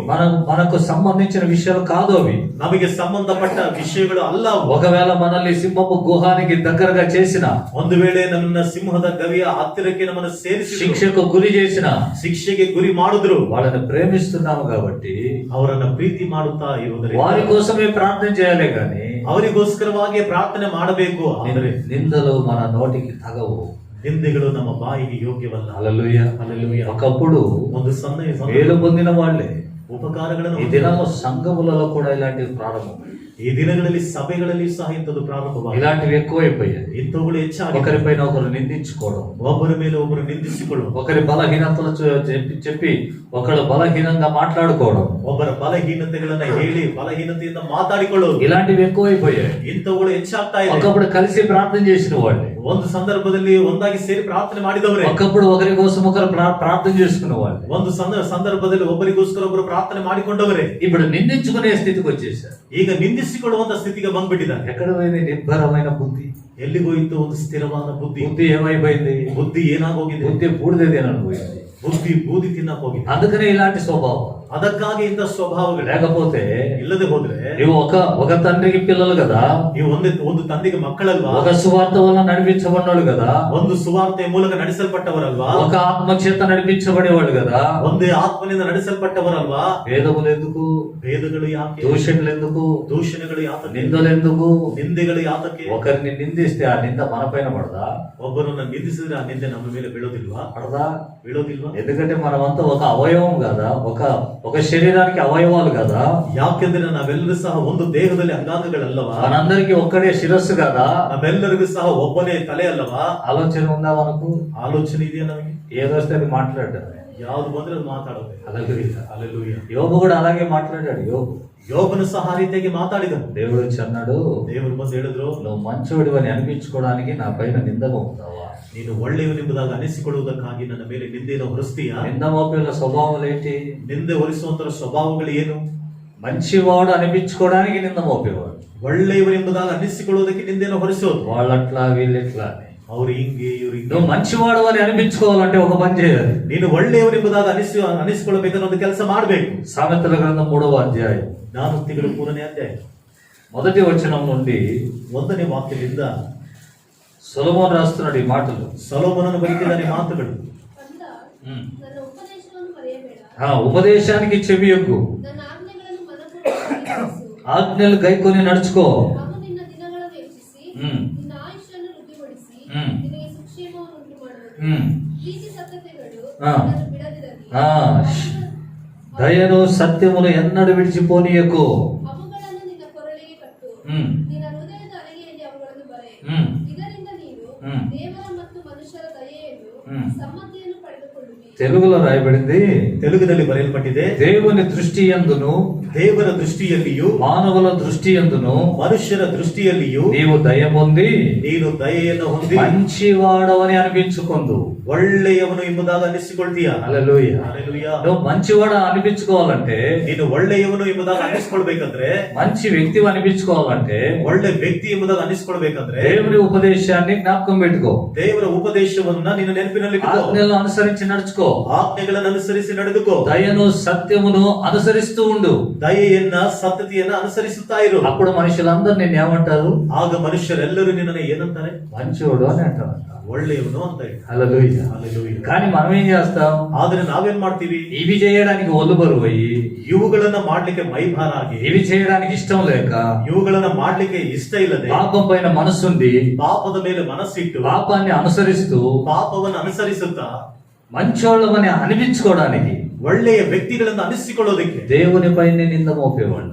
ದೇವರ ಮೇಲೆ ನಿಂದೆನ ಹೊರಿಸುವಂತ యోబు అలాగే మాట్లాడాడు. ಯೋಬನ ಆ ರೀತಿಯಾಗಿ ಮಾತಾಡಿದ. ఆఖరిగా పశ్చాత్తాపడ్డాడు. ಕೊನೆಯದಾಗಿ ಪಶ್ಚಾತ್ತಾಪ. అయ్యో, ಅಯ್ಯೋ, నా బుద్ధికి మించిన మాటలు నేను మాట్లాడినాను. ನನ್ನ ಬುದ್ಧಿಗೆ ಮೀರಿದ ಮಾತುಗಳನ್ನು ನಾನು అవి తలుచుకొని సిగ్గుపడుతున్నాను. ಅವುಗಳನ್ನ ಯೋಚನೆ ಮಾಡಿ ನಾಚಿಕೆ ಪಡ್ತಿದ್ದೇನೆ. ఎప్పుడైతే బూడిదలో పొరులుతున్నాడంట. ಈಗಲಾದ್ರೆ ಆ ಬೂದಿಯಲ್ಲಿ ಓಡಾಡ್ತಿದ್ದಾನೆ. హల్లెలూయా. హల్లెలూయా. పశ్చాత్తాపంతో పొరలాడుతున్నాడు. ಪಶ್ಚಾತ್ತಾಪದಿಂದ ಓಡಾಡ್ತಾ ಇದ್ದಾನೆ. నేను ఎంత మాటలు మాట్లాడాను. ನಾನು ಎಷ್ಟೊಂದು ಮಾತುಗಳನ್ನ ఆలోచన చేయండి. ಆಲೋಚನೆ ಮಾಡಿ. దేవుడే డైరెక్ట్ గా యోగుతున్నాడు. ದೇವರೇ ನೇರವಾಗಿ ಯೋಬನ నువ్వు ಸಲಹೆ. మంచోడని అనిపించుకోవడానికి నా పైన నింద మోపుతున్నావు. ನೀನು ಒಳ್ಳೆಯ ವ್ಯಕ್ತಿ ಎಂಬುದನ್ನು ಅನಿಸಿಕೊಳ್ಳೋದಕ್ಕೆ ನನ್ನ ಮೇಲೆ ನಿಂದೆನ ಹೊರಿಸ್ತಿದೀಯ. పశ్చాత్తాపడ్డాడు యోబు. ಯೋಬನು ಪಶ್ಚಾತ್ತಾಪ ಪಟ್ಟ. క్షమాపణ దొరికింది. ಕ್ಷಮಾಪಣೆ ಸಿಕ್ಕಿತು. హల్లెలూయా. ಹಲ್ಲೆಲೂಯಾ. హల్లెలూయా. హల్లెలూయా. నిందలు మనకు సంబంధించినవి కావు. ನಿಂದೆಗಳು ನಮಗೆ ಸಂಬಂಧಪಟ್ಟಿದ್ದಲ್ಲ. మన విషయంలో ನಮ್ಮ ವಿಷಯದಲ್ಲಿ ఏదైనా ఉంటే దేవుడు చూస్తాడు. ಯಾವುದಾದ್ರೂ ಇದ್ರೆ ದೇವರು ನೋಡ್ಕೊಳ್ತಾರೆ. దేవుడే అన్ని కార్యములు సరి చేస్తాడు. ದೇವರೇ ಎಲ್ಲಾ ಕಾರ್ಯಗಳನ್ನ ಸರಿ ಮಾಡ್ತಾರೆ. మనకు దేవుడు నేర్పించింది ఏదో దాన్ని మనం చేసేవాళ్ళుగా ఉండాలి. ನಮಗೆ ದೇವರು ಯಾವುದನ್ನ ಕಲಿಸಿಕೊಟ್ಟಿದ್ರೋ ಅದನ್ನ ಮಾಡುವಂತವರಾಗಿ ನಾವಿರಬೇಕು. హల్లెలూయా. హల్లెలూయా. నిందించే వాళ్ళు ನಿಂದಿಸುವಂತವರು కృతజ్ఞత లేని వాళ్ళు. ಕೃತಜ್ಞತೆ ಇಲ್ಲದೆ ಇದ್ದರು. హల్లెలూయా. హల్లెలూయా. ఎవరు? ಯಾರು? కృతజ్ఞత లేని వాళ్ళు. ಕೃತಜ್ಞತೆ ಇಲ್ಲದೆ ಇದ್ದರು. అందుకనే ಅದಕ್ಕಾಗಿ దానియేలు అన్ని మేళ్లు చేస్తే ದಾನಿಯೇಲನು ಅಷ್ಟೊಂದು ಉಪಕಾರಗಳನ್ನ ಮಾಡಿದ್ರೆ వాటిని గుర్తు తెచ్చుకోక ಅವುಗಳನ್ನ ನೆನಪಿಗೆ ತಂದುಕೊಳ್ಳದೆ వాటిని చంపేయాలని ప్లాన్ చేశాడు. ಅವನನ್ನು ಕೊಲ್ಲಬೇಕೆಂಬುದಾಗಿ ಯೋಚನೆ ಮಾಡು. హల్లెలూయా. హల్లెలూయా. చూడండి, ನೋಡ್ರಿ, కృతజ్ఞత లేని వాడు. ಕೃತಜ್ಞತೆ ಇಲ್ಲದೆ ಇದ್ದರು. దేశము కోసం ప్రార్థించిన వ్యక్తి దానియేలు. ದೇಶಕ್ಕಾಗಿ ಪ್ರಾರ್ಥನೆ ಮಾಡಿದಂತ ವ್ಯಕ್ತಿ దేశ ದಾನಿಯೇಲ. ఐక్యత కోసం ప్రార్థించిన వ్యక్తి దానియేలు. ದೇಶದ ಐಕ್ಯತೆಗಾಗಿ ದಾನಿಯೇಲನು ಪ್ರಾರ್ಥನೆ ಮಾಡಿದಂತ ವ್ಯಕ್ತಿ. దేశం కట్టబడాలని ప్రార్థించిన వ్యక్తి దానియేలు. ದೇಶವು ಕಟ್ಟಲ್ಪಡಬೇಕೆಂದು ಪ್ರಾರ್ಥನೆ ಮಾಡಿದಂತ ವ್ಯಕ್ತಿ ದಾನಿಯೇಲನು. హల్లెలూయా. హల్లెలూయా. దేశం బాగుపడాలని ప్రార్థన చేశాడు. ದೇಶವು ಚೆನ್ನಾಗಿರ್ಬೇಕೆಂಬುದಾಗಿ ಪ್ರಾರ್ಥನೆ ಮಾಡಿ ఇప్పుడు నింద వాళ్ళే నింద మోపుతున్నారు. ಈಗ ಅವರೇ ನಿಂದೆಯನ್ನು ಹೊರಿಸ್ತಾರೆ. హల్లెలూయా. నీ కుటుంబం కోసం ప్రార్థించే వ్యక్తులు, ನಿನ್ನ ಕುಟುಂಬಕ್ಕಾಗಿ ಪ್ರಾರ್ಥನೆ ಮಾಡುವಂತ ವ್ಯಕ್ತಿಗಳು, విశ్వాసులు గాని, సంఘ పెద్దలు గాని, పాస్టర్లు గాని, ವಿಶ್ವಾಸಿಗಳಾಗಿರ್ಲಿ, ಸಭೆ ಹಿರಿಯರಾಗಿರ್ಲಿ, ಸೇವಕರಾಗಿರ್ಲಿ, నీ కుటుంబం క్షేమం కోసం ప్రార్థించిన వాళ్ళు, ನಿನ್ನ ಕುಟುಂಬದ ಕ್ಷೇಮಕ್ಕಾಗಿ ಪ್ರಾರ್ಥನೆ ಮಾಡಿದವರು, నీ కష్టాలలో పాలు పంచుకున్న వాళ్ళు, ನಿನ್ನ ಕಷ್ಟಗಳಲ್ಲಿ ಅವರು ಪಾಲನ್ನು ಹಂಚಿಕೊಂಡವರು, నీ దుఃఖంలో వాళ్ళు కూడా దుఃఖపడిన వాళ్ళు. ನಿನ್ನ ದುಃಖದಲ್ಲಿ ಅವರು ಸಹ ದುಃಖಕ್ಕೆ ಒಳಗಾದವರು. హల్లెలూయా. హల్లెలూయా. బైబిల్లో రాయబడింది, ಸತ್ಯವೇದದಲ್ಲಿ ಬರೆಯಲ್ಪಟ್ಟಿದೆ, ఒకరి తల్లి చనిపోయినప్పుడు ಒಬ್ಬ ಒಬ್ಬನ ತಾಯಿ ತೀರಿ ಹೋದಾಗ చదవండి కీర్తనలు 35వ కీర్తన 14 వచనం. ಓದ್ರಿ ಕೀರ್ತನೆ 35:14 ವಚನ. 35:14. 35:14. అస్వస్థనాదవలను ఉమ్, స్నేహితులు ఉమ్, అಣ್ಣను ಎಂದು ಭಾವಿಸಿ ನಡೆದುಕೊಂಡೆನು. ఉమ్. ತಾಯಿ ಸತ್ತದ್ದಕ್ಕಾಗಿ ఉమ్. ದುಃಖಿಸುವವನಂತೆ ఉమ్. ನಾನು ತಲೆಬಾಗಿ ಅಳುತ್ತಿದ್ದೆ. ఎలా దుఃఖించాడంట? ಯಾವ ರೀತಿ ದುಃಖಿಸಿದನಂತೆ? తన సహోదరుడికి బాధ కలిగిందని ತನ್ನ ಸಹೋದರನಿಗೆ ಬಾಧೆ ಉಂಟಾಗಿದೆ ಎಂದು ఈ పొరుగు విశ్వాసి ಈ ನೆರೆಯ ವಿಶ್ವಾಸಿ ఎలా బాధపడ్డాడంట? ವಿಶ್ವಾಸಿ ಯಾವ ರೀತಿ ಬಾಧೆಪಟ್ಟನಂತೆ? వాళ్ళ తల్లి చనిపోతే ఎంత బాధ ఉందో ಅವನ ತಾಯಿ ಸತ್ತೋದ್ರೆ ಯಾವ ರೀತಿ ಬಾಧೆ ಇರುತ್ತೋ అంత బాధలో కృంగిపోయాడంట. ಅಷ್ಟೊಂದು ಬಾಧೆಯಲ್ಲಿ ಕುಗ್ಗಿ ಹೋದನಂತೆ. హల్లెలూయా. హల్లెలూయా. ఇది క్రీస్తు ప్రేమ. ಇದು ಕ್ರಿಸ್ತನ ಪ್ರೀತಿ. అందుకనే ఒకరికి ఆరోగ్యం బాగలేకపోతే సంఘం ప్రార్థన చేస్తుంది. ಅದಕ್ಕಾಗಿ ಯಾರಿಗಾದ್ರೂ ಹುಷಾರಿಲ್ಲ ಅಂದ್ರೆ ಸಭೆ ಪ್ರಾರ್ಥನೆ ಮಾಡುತ್ತೆ. వాళ్ళు బాగా నిన్ను పొడచడానికి కాదు, ಅವರು ಚೆನ್ನಾಗಾಗಿ ನಿನ್ನನ್ನು ತಿವಿಯುವುದಕ್ಕಲ್ಲ. చాలా మంది పొడిచేవాళ్ళుగా తయారైపోయారు. ತುಂಬಾ ಜನರು ತಿವಿಯುವಂತವರಾಗಿ ತಯಾರಾಗ್ತಾರೆ. ఒకప్పుడు మేలు పొందుకొని ಒಂದು ಸಮಯದಲ್ಲಿ ಮೇಲುಗಳನ್ನು ಹೊಂದಿಕೊಂಡು ఒకప్పుడు మా కోసం ప్రార్థన చేయి అని అడిగి ప్రార్థన చేయించుకొని ಒಂದು ಸಮಯದಲ್ಲಿ ನನಗೋಸ್ಕರವಾಗಿ ಪ್ರಾರ್ಥನೆ ಮಾಡಿ ಪ್ರಾರ್ಥನೆ ಮಾಡಿಸಿಕೊಂಡು అబ్బా మీరంతా మా కోసం ప్రార్థన చేసినని ఒకప్పుడు అన్నాలు కూడా పెట్టేసి ఉంటారు. ಅಬ್ಬಾ ನೀವೆಲ್ಲರೂ ನಮಗೋಸ್ಕರವಾಗಿ ಪ್ರಾರ್ಥನೆ ಮಾಡಿದ್ದಿರುವುದಾಗಿ ಊಟಗಳನ್ನು ಸಹ ಹಾಕಿದ್ದಾರೆ. కొంతకాలం అయిపోయింది, ಸ್ವಲ್ಪ ಕಾಲ ಆಯ್ತು. వాలంటీర్ల కాదు, ಅವರಂದ್ರೆ ಇವ್ರಿಗೆ ಆಗಲ್ಲ. ఏమైపోయింది? ಏನಾಗೋಯ್ತು? విరోధం, నిందలు, ನಿಂದೆಗಳು, అవమానాలు. ಹಲ್ಲೆಲೂಯಾ. హల్లెలూయా. ಹಲ್ಲೆಲೂಯా. ಹಲ್ಲೆಲೂಯಾ. ఎవరిని వెతుకుతున్నాడు అపవాది? ಯಾರನ್ನ ಹುಡುಕುತ್ತಾ ಇದ್ದಾನೆ ಸೈತಾನ್? ఎవడు తాగుబోతున్నాడు? ಯಾರು ಕುಡುಕನಿದ್ದಾನೆ? ఎవడు దొంగ ఉన్నాడు? ಯಾವ ಕಳ್ಳ ಇದ್ದಾನೆ? ఎవడు వ్యభిచారి ఉన్నాడు? ಯಾರು ವ್ಯಭಿಚಾರಿ ಇದ್ದಾನೆ? ఎవడు విగ్రహారాధకుడు ఉన్నాడు? ಯಾರು ವಿಗ್ರಹಾರಾಧಕನಿದ್ದಾನೆ? వాళ్ళందరూ తన వశంలో పెట్టుకున్నారు. వాళ్ళ కోసం కానీ ఇప్పుడు చూస్తుండేది. ಅವರೆಲ್ಲರನ್ನ ತನ್ನ ವಶದಲ್ಲಿ ಇಟ್ಕೊಂಡಿದ್ದಾನೆ. ಅವ್ರಿಗೋಸ್ಕರ ಎದುರು ನೋಡ್ತಾ ಇರೋದು. క్రైస్తవుడిలో విశ్వాసలో ఏ లోపం కనపడుతుంది? ಕ್ರೈಸ್ತನಲ್ಲಿ ವಿಶ್ವಾಸಿಲಿ ಯಾವ ತಪ್ಪು ಕಾಣಿಸುತ್ತಾ ಇದೆ? పరిశుద్ధతలో లోపం ఉందా? ಪರಿಶುದ್ಧತೆಯಲ್ಲಿ ಲೋಪ ಇದೆಯಾ? విశ్వాసంలో లోపం ఉందా? ನಂಬಿಕೆಯಲ್ಲಿ ಲೋಪ ಇದೆಯಾ? నిరీక్షణలో లోపం ఉందా? ನಿರೀಕ್ಷಣೆಯಲ್ಲಿ ಲೋಪ ಇದೆಯಾ? ఏ విషయంలో లోపం ఉంది? ಯಾವ ವಿಷಯದಲ್ಲಿ ಲೋಪ ಇದೆ? ఎవడెవడు ఎక్కడెక్కడ దొరుకుతాడు? ಯಾರ್ಯಾರು ಎಲ್ಲೆಲ್ಲಿ ಸಿಗ್ತಾರೆ? అలా వెతుకుతున్నాడు అపవాది. ಆ ರೀತಿಯಾಗಿ ಹುಡುಕುತ್ತಾ ಇದ್ದಾನೆ. యేసు ప్రభు రాకడ చాలా సమీపమైంది. ಯೇಸು ಕ್ರಿಸ್ತನ ಬರೋಣ ತುಂಬಾ ಹತ್ತಿರವಾಗಿದೆ. ఎలా సిద్ధపడుతున్నాం మనం? ಯಾವ ರೀತಿ ಸಿದ್ಧರಾಗ್ತಿದ್ದೇವೆ ನಾವು? కేవలం ఇంకా బహిరంగపు పాపాల గురించే కాదు మనం ఆలోచించాల్సింది. ಕೇವಲವಾಗಿ ಬಹಿರಂಗದ ಪಾಪಗಳನ್ನು ಕುರಿತಾಗಿ ಮಾತ್ರವಲ್ಲ ನಾವು ಆಲೋಚನೆ ಮಾಡಬೇಕಾಗಿದೆ. అంతరంగపు పాపాలు, ಅಂತರಂಗದ ಪಾಪಗಳು, ಅಂತರಂಗದ ಪಾಪಗಳು లోపల నుంచి బయటికి వచ్చేది మనిషిని అపవిత్రపరుస్తాయి. ಒಳಗಡೆಯಿಂದ ಬರುವಂತದ್ದು ಒಳಗಡೆಯಿಂದ ಹೊರಗಡೆ ಬರುವಂತದ್ದು ಮನುಷ್ಯನನ್ನು ಅಪವಿತ್ರ ಮಾಡುತ್ತದೆ. ఈ తలంపులను బట్టి నువ్వు అపవిత్రపరచబడతావు. ನಿನ್ನ ಆಲೋಚನೆಗಳಿಂದ ನೀನು ಅಪವಿತ್ರನಾಗುತ್ತೀಯ. యూదా పత్రికలు రాయబడింది, ಯೋಧನ ಪತ್ರಿಕೆಯಲ್ಲಿ ಬರೆಯಲ್ಪಟ್ಟಿದೆ, కలలో కూడా అపవిత్రపరచబడతారంట. ಕನಸಿನಲ್ಲಿಯೂ ಸಹ ಅಶುದ್ಧರಾಗ್ತಾರಂತೆ. ఆలోచన చేయండి. ಆಲೋಚನೆ ಮಾಡಿ. అంటే పరిశుద్ధత అంటే ఎలాంటిది? ಅಂದ್ರೆ ಪರಿಶುದ್ಧತೆ ಅಂದ್ರೆ ಎಂತದ್ದು? కలలో కూడా అపవిత్రపరచబడకూడదు. ಕನಸಿನಲ್ಲಿಯೂ ಸಹ ಅಶುದ್ಧರಾಗಬಾರದು. మీకు ఒకసారి చెప్పాను, ನಿಮ್ಗೆ ಒಂದ್ಸಾರಿ ಹೇಳಿದ್ದೀನಿ. నేను ప్రారంభంలో గుట్కాలు మానుకున్నాం. ಪ್ರಾರಂಭದಲ್ಲಿ ಗುಡ್ಕಗಳನ್ನ ನೆಟ್ಬಿಟ್ಟಿದ್ವಿ. ఇక్కడ సేవ చేస్తున్నాం. ಇಲ್ಲಿ ಸೇವೆ ಮಾಡ್ತಾ ಇದ್ವಿ. ఒకసారి మార్కెట్ దగ్గర నిలబడి ఉన్నా. ಒಂದು ಸಾರಿ ಮಾರ್ಕೆಟಿನ ಹತ್ರ ನಿಂತ್ಕೊಂಡಿದ್ದೆ. పక్కటోడు స్టార్ నమ్ముతాను. నేను స్టార్ అది తినే అలవాటు నాకు. ನನಗೆ ಸ್ಟಾರ್ಗಳನ್ನ ಗುಡ್ಕಗಳನ್ನ ತಿನ್ನುವಂತ ಅಭ್ಯಾಸ. ಪಕ್ಕದಲ್ಲಿ ಸ್ಟಾರ್ గుట్కా ನಕ್ಷತ್ರ ಅಲ್ಲ, ಗುಡ್ಕ. ఆ వాసనకు, ಆ ವಾಸನೆಗೆ ఓహో ఇది నేను నమ్ముతున్నాను కదా అని గుర్తొచ్చింది. ಓಹೋ ನಾನು ಅಗಿತಾ ಇದ್ದದಲ್ವಾ ಎಂಬುದಾಗಿ ನೆನಪಿಗೆ ಬಂತು. ఇంతే. ಇಷ್ಟೇ. ఆ రాత్రి ఆ దినం ఇంకా ఇంటికి వచ్చినా రాత్రి పడుకున్నాం, పొద్దున్న లేచేసరికి ఇంకా చాలా బాధ అయిపోయింది నాకు. ನಾನು ಮನೆಗೆ ಬಂದ್ವಿ, ರಾತ್ರಿ ಬಂದ್ವಿ, ಬೆಳಗ್ಗೆ ಎದ್ವಿ. ತುಂಬಾ ಬಾಧೆ ಆಯ್ತು ನನಗೆ. ఎందుకో తెలుసా? ಯಾತಕ್ಕೆ ಗೊತ್ತಾ? నా కలలో నేను నమిలి ఊస్తా ఉన్నా. ನನ್ನ కನಸಿನಲ್ಲಿ ನಾನು ಅಗಿದು ಉಗಿತಾ ಇದ್ದೀನಿ. నెలకొచ్చేసింది. ಎಚ್ಚರಿಕೆ ಬಂದ್ಬಿಟ್ಟು. నోరు చూసుకుంటే ఏం లేదు, ಬಾಯಿ ನೋಡ್ಕೊಂಡ್ರೆ ಏನು ಇಲ್ಲ. కానీ నేను నమిలినట్టుగానే, నమిలి ఊసినట్లుగానే వచ్చేసింది కళ. ನಾನು ಅಗೆದು ಉಗಿದ ಹಾಗೆ ಕನಸು ಬಂದ್ಬಿಡ್ತು. అప్పుడే కూర్చొని ప్రార్థన చేసిన, ప్రభువా క్షమించు. ಆಗಲೇ ಕೂತ್ಕೊಂಡು ಪ್ರಾರ್ಥನೆ ಮಾಡಿದೆ, ಕರ್ತನಿಗೆ ಕ್ಷಮಿಸು. ఇంతే. ఆలోచన అంతే. ಆ ಆಲೋಚನೆ ಅಷ್ಟೇ. నెబుకద్నెజరు 7 సంవత్సరాలు ఎక్కడున్నాడు? ನೆಬೂಕದ್ನೆಜರ್ 7 ವರ್ಷಗಳು ಎಲ್ಲಿದ್ದಾನೆ? అరణ్యములో. ಅವನು ಕಾಡಿನಲ್ಲಿ ఏం తింటా ఉన్నాడు? ಏನ್ ತಿಂತಾ ಇದ್ದಾನೆ? గడ్డి. ಹುಲ್ಲನ್ನ. ఆహారానికి బదులు గడ్డి. ಆಹಾರಕ್ಕೆ ಬದಲಾಗಿ ಹುಲ್ಲು. ఎందుకో తెలుసా? ಯಾತಕ್ಕೆ ಗೊತ್ತಾ? ఎందుకో తెలుసా? ಯಾತಕ್ಕೆ ಗೊತ್ತಾ? అతను కట్టించిన పట్టణాన్ని చూసి, ಆತನು ಕಟ್ಟಿಸಿದ ಪಟ್ಟಣವನ್ನು ನೋಡಿ, ఇది నా ఘనత కోసం కాదా అనుకున్నాడు అంతే. ಇದು ನನ್ನ ಘನತೆಗೋಸ್ಕರ ಅಲ್ವಾ ಎಂಬುದಾಗಿ ಆತನು ಅಂದುಕೊಂಡನಷ್ಟೇ. అవును నీ ఘనత కోసమే అని దేవుడు ధర్మేశాడు అరణ్యానికి. ಹೌದು ಹೌದು ನಿನ್ನ ಘನತೆಗೋಸ್ಕರ ಎಂಬುದಾಗಿ ದೇವರು ಕಾಡಿಗೆ ಓಡಿಸಿಬಿಟ್ರು. పోయిండు. ಹೌದಾ? తన ఎంట్రుకలంట ಅವನ ಕೂದಲುಗಳಂತೆ పక్షిరాజు ఈకెల మాదిరి అయిపోయినాయంట. ಹದ್ದಿನ ಒಂದು ಪುಕ್ಕಗಳ ಹಾಗೆ ಆಯ್ತು. అంటే అంటుకుపోయినాయి అన్ని. ಎಲ್ಲವೂ ಅಂಟಿಕೊಂಡು ಹೋಗಿದೆ. బాచడికి లేదా, ಅಲ್ಲಿ ಬಾಚಣಿಗೆ ಇಲ್ಲ. ప్రాణి మాదిరి అయిపోయాడు. పశువు బుద్ధి, ಒಂದು ಪ್ರಾಣಿಯ ಬುದ್ಧಿ, పశువుల బుద్ధి వచ్చేసి, ಒಂದು ಪ್ರಾಣಿಗಳ ಬುದ್ಧಿ ಬಂದ್ಬಿಟ್ಟು. పశువుల బుద్ధి. ಪ್ರಾಣಿಗಳ ಬುದ್ಧಿ. తలకు నూనె పెట్టడు, ತಲೆಗೆ ಎಣ್ಣೆ ಹಚ್ಚೋದಿಲ್ಲ, చక్కగా తలదూకోడు, ನೆಟ್ಟಿಗೆ ಬಾಚ್ಕೊಳ್ಳೋದಿಲ್ಲ. చక్కగా ఉన్న వాటిని కూడా చెరుపుకొని తిరుగుతున్నారు ఈ దినాల్లో. ನೆಟ್ಟಿಗಿರೋ ಸಹ ಕೆಡಿಸ್ಕೊಂಡು ತಿರುಗ್ತಾರೆ ಈ ದಿನಗಳಲ್ಲಿ. ఆ వంకర చేసుకుంటారు. ಡೊಂಕಾಗಿ ಮಾಡ್ಕೊಳ್ತಿದ್ದಾರೆ. మన వసంత బ్రదర్ మాటికి జోబులో తీసి తూతాడు. ನಮ್ಮ ಹೊಸ ಬ್ರದರ್ ಮಾತಿಗೆ ಜೋಬಿಂದ ತೆಗೆದು ಬಾಚ್ತಾ ಇರ್ತಾರೆ. బాచడికి తీసి ಬಾಚಣಿಗೆ ತೆಗೆದು. మేము స్టూడియో పోయినాము ఆ దానిల దగ్గరికి. ನಾವು ಸ್ಟುಡಿಯೋಗೆ ಹೋಗಿದ್ವಿ. ನಾನೆಲ್ಲ మేము తలలు దూకొని బయటకు వస్తే వాడు ఇంటి అనుకుంటున్నాడు. ನಾವು ತಲೆಗಳನ್ನ ಬಾಚ್ಕೊಂಡು ಹೊರಗೆ ಬಂದ್ರೆ ಅವ್ನು ಹಿಂಗಿಂಗ್ ಅನ್ಕೊಳ್ತಾ ಇದ್ದ. ఎందుకని? ಯಾತಕ್ಕೆ ಅಂತ గుంగురు రావాలి. ಅದು ಗುಂಗುರು ఒక్కొక్కడేమో వాటిని స్పైక్, ಒಬ್ಬೊಬ್ಬನೇ ಅದನ್ನ ಸ್ಪೈಕ್ ಮಾಡ್ತಾ ಇದ್ದ. ఒక్కొక్కడేమో ಶಿಪ್ಪ మాదిరి చేసుకున్నాడు. ಒಬ್ಬೊಬ್ಬನೇ ಅದನ್ನು ಚಿಪ್ಪು ತರ ಮಾಡ್ಕೊಂತ ಇದ್ದ. చిప్పు వికారం అయిపోయాడు. ವಿಕಾರ ಹೋಗಿದ್ದಾರೆ. పశువుల బుద్ధి, ಪ್ರಾಣಿಗಳ ಬುದ್ಧಿ, పశువుల బుద్ధి. ಆ ప్రాಣಿಗಳ బుద్ధి. చక్కగా తలదూకుందామనే తెలివి ఉండదు. ನೆಟ್ಟಿಗೆ ತಲೆ ಬಾಚಿಕೊಳ್ಳೋನೆಂಬ ತಿಳುವಳಿಕೆ ಇಲ್ಲ. తలకింత నూనె పెడదామనే తెలివి ఉండదు. ತಲೆಗೆ ಇಷ್ಟು ಎಣ್ಣೆ ಹಚ್ಚನೆಂಬ ಒಂದು ತಿಳುವಳಿಕೆ ಇಲ್ಲ. డిసిప్లిన్ ఉందామనేది లేదు. ಕ್ರಮವಾಗಿರೋಣ ಎಂಬ ಒಂದು ಅರ್ಥದೇ ಇರೋದಿಲ್ಲ. హల్లెలూయా. ಹಲ್ಲೆಲೂಯಾ.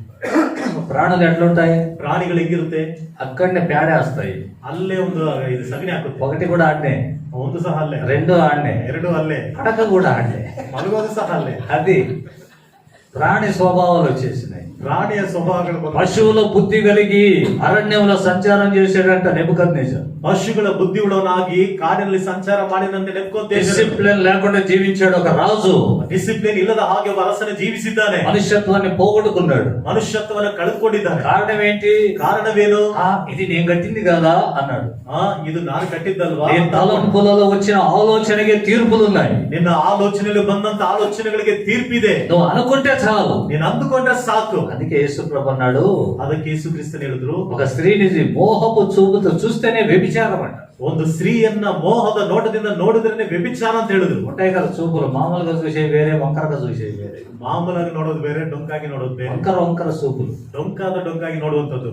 సిమి వంక అంటే సిమి చూసినాడని కాదు, ಅಂದ್ರೆ ಸಿಗಿರದ ನೋಡಿದಾರಂತಲ್ಲ, సాక్ష్యాన్ని పిలుచుకుంటున్నా. ಸಾಕ್ಷ್ಯಕ್ಕೆ ಕರ್ಕೊಂಡು వంకర చూపులు, ಡೊಂಕಾದ ನೋಟ, వంకర చూపులు, ಡೊಂಕಾದ ನೋಟಗಳು మంచిది కాదు ఇవి. ಅದು ಒಳ್ಳೆಯದಲ್ಲ. మనుష్యుల వలె మనం ప్రవర్తించాలి. ಮನುಷ್ಯರ ಹಾಗೆ ನಾವು ನಡೆದುಕೊಳ್ಳಬೇಕು. దేవుని పిలుపుకు తగినట్టుగా ప్రవర్తించాలి. ದೇವರ ಕರೆಯುವಿಕೆಗೆ ತಕ್ಕ ರೀತಿಯಲ್ಲಿ ನಾವು ನಡೆದುಕೊಳ್ಬೇಕು. వికారం అయిపోయాడు, ವಿಕಾರ ಆಗೋಗಿದ್ದಾನೆ. నెబుకద్నెజర్ వికారం అయిపోయాడు. ನೆಬೂಕದ್ನೆಚ್ಚರನು ವಿಕಾರ ಆಗೋಗಿದ್ದಾನೆ.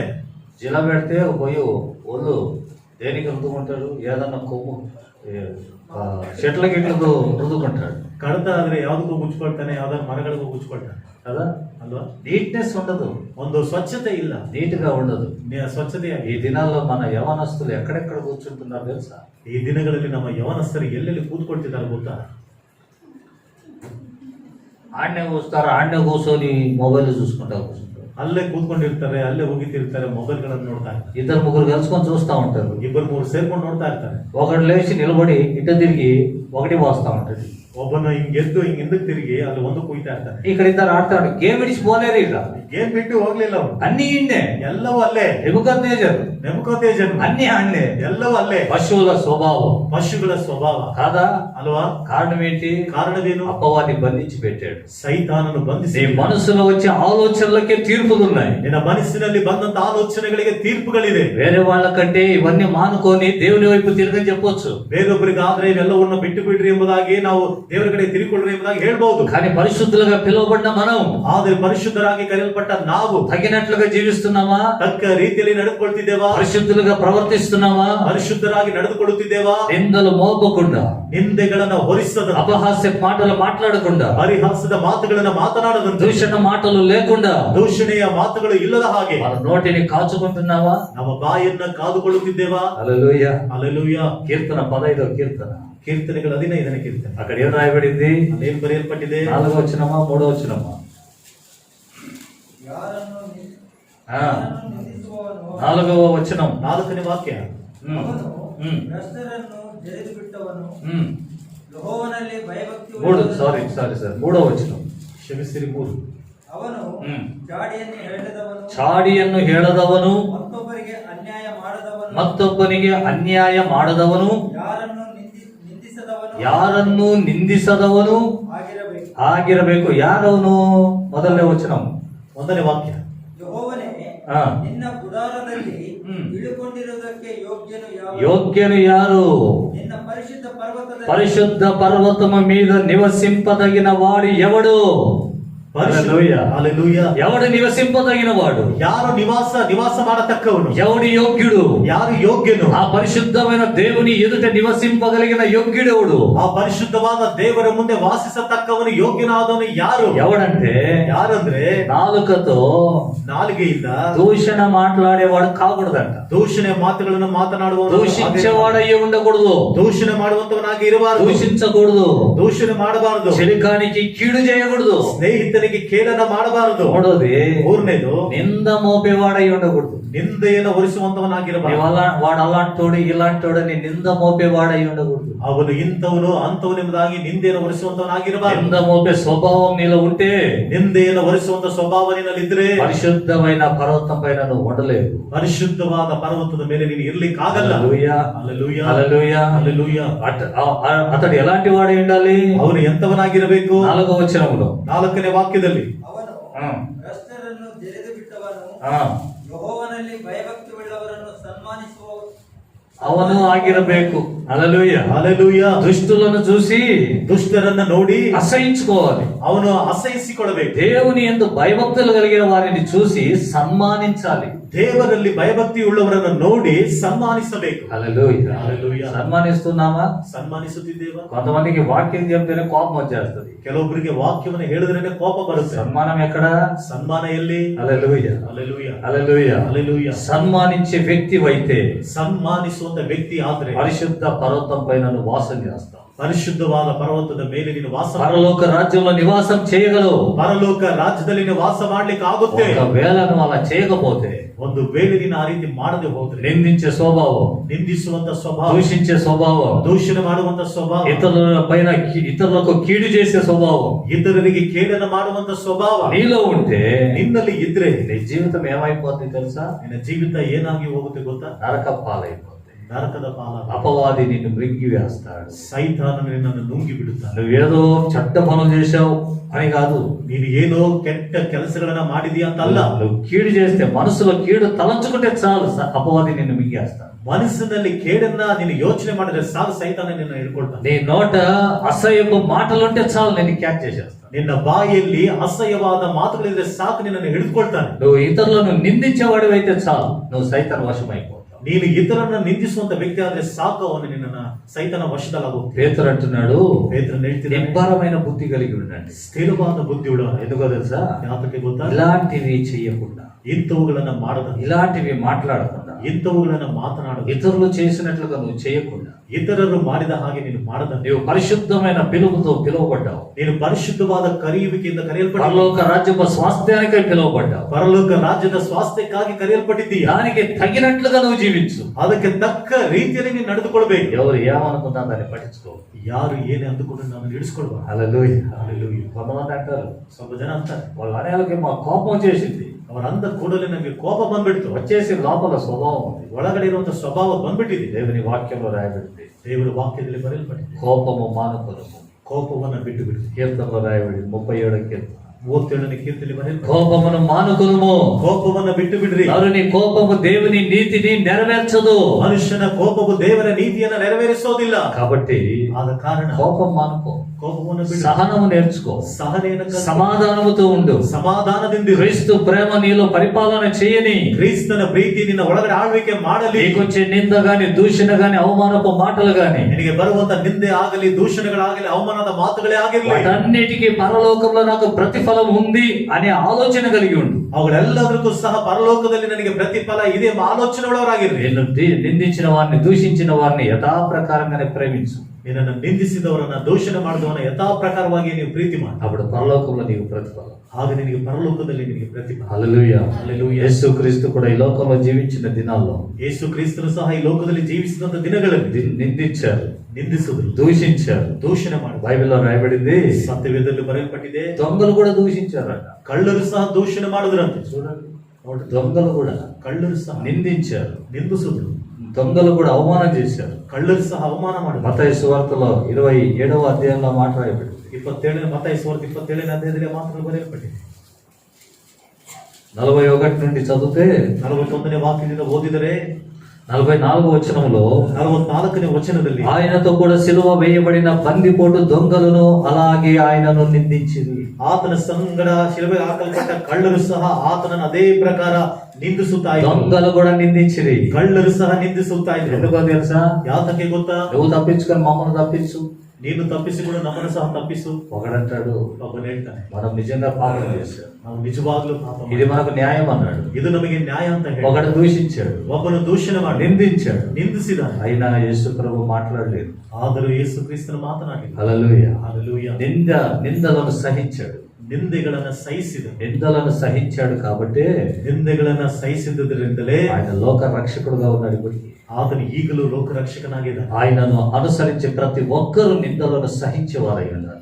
ಆತನನ್ನು ಅನುಸರಿಸುವಂತ ಪ್ರತಿಯೊಬ್ಬ ವ್ಯಕ್ತಿಗಳು ನಿಂದೆಗಳನ್ನು ಸಹಿಸುವಂತವರಾಗಿರಬೇಕು. హల్లెలూయా. హల్లెలూయా. మన నోట నింద మాటలు రాకూడదు, ನಮ್ಮ ಬಾಯಿಂದ ನಿಂದೆ ಮಾತುಗಳು ಬರಬಾರದು, దూషణలు రాకూడదు, ದೂಷಣೆಗಳು ಬರಬಾರದು, పొరుగు వారికి కీడు చేయకూడదు. ನೆರೆಯವರಿಗೆ ಕೇಡನ್ನ ಮಾಡಬಾರದು. అలాగన మనం ఉండగలిగితే ಆ ರೀತಿಯಾಗಿ ನಾವು ಇರುವುದೇ ಆದ್ರೆ పరిశుద్ధమైన పర్వతం పైన, ಪರಿಶುದ್ಧವಾದ ಪರ್ವತದ ಮೇಲೆ, ఆ పరలోక రాజ్యంలో ಆ ಪರಲೋಕ ರಾಜ್ಯದಲ್ಲಿ మనం నివాసం చేస్తాం. ನಾವು ನಿವಾಸ ಮಾಡ್ತೇವೆ. దేవుని వాక్యంలో ದೇವರ ವಾಕ್ಯದಲ್ಲಿ నింద మోపిన వాళ్ళు ನಿಂದೆಗಳನ್ನು ಹೊರಿಸುವ ఒక దినం ಒಂದು ದಿನ సింహాల పాలైపోయారు. ಸಿಂಹಗಳ ಪಾಲ. దానియేలైతే ದಾನಿಯೇಲನಾದರೆ యథాప్రకారముగా ಯಥಾ ಪ್ರಕಾರ తన ఆస్థానములో, ತನ್ನ ಆಸ್ಥಾನದಲ್ಲಿ, ఆ సంస్థానములో ಆ ಸಂಸ್ಥಾನದಲ್ಲಿ అధిపతిగానే కొనసాగాడు. ಅಧಿಪತಿಯಾಗಿಯೇ ಮುಂದುವರೆದ. కారణం ఏంటి? ಕಾರಣವೇನು? అతని నోట ఏ నింద లేదు, ಅವನ ಬಾಯಿಯಲ್ಲಿ ಯಾವ ನಿಂದೆ ఆయన ಇಲ್ಲ, నోట ఏ దూషణ లేదు, ಆತನ ಬಾಯಿಯಲ್ಲಿ ಯಾವ ದೂಷಣೆಗಳಿಲ್ಲ, అవమానకరమైన మాటలు లేవు.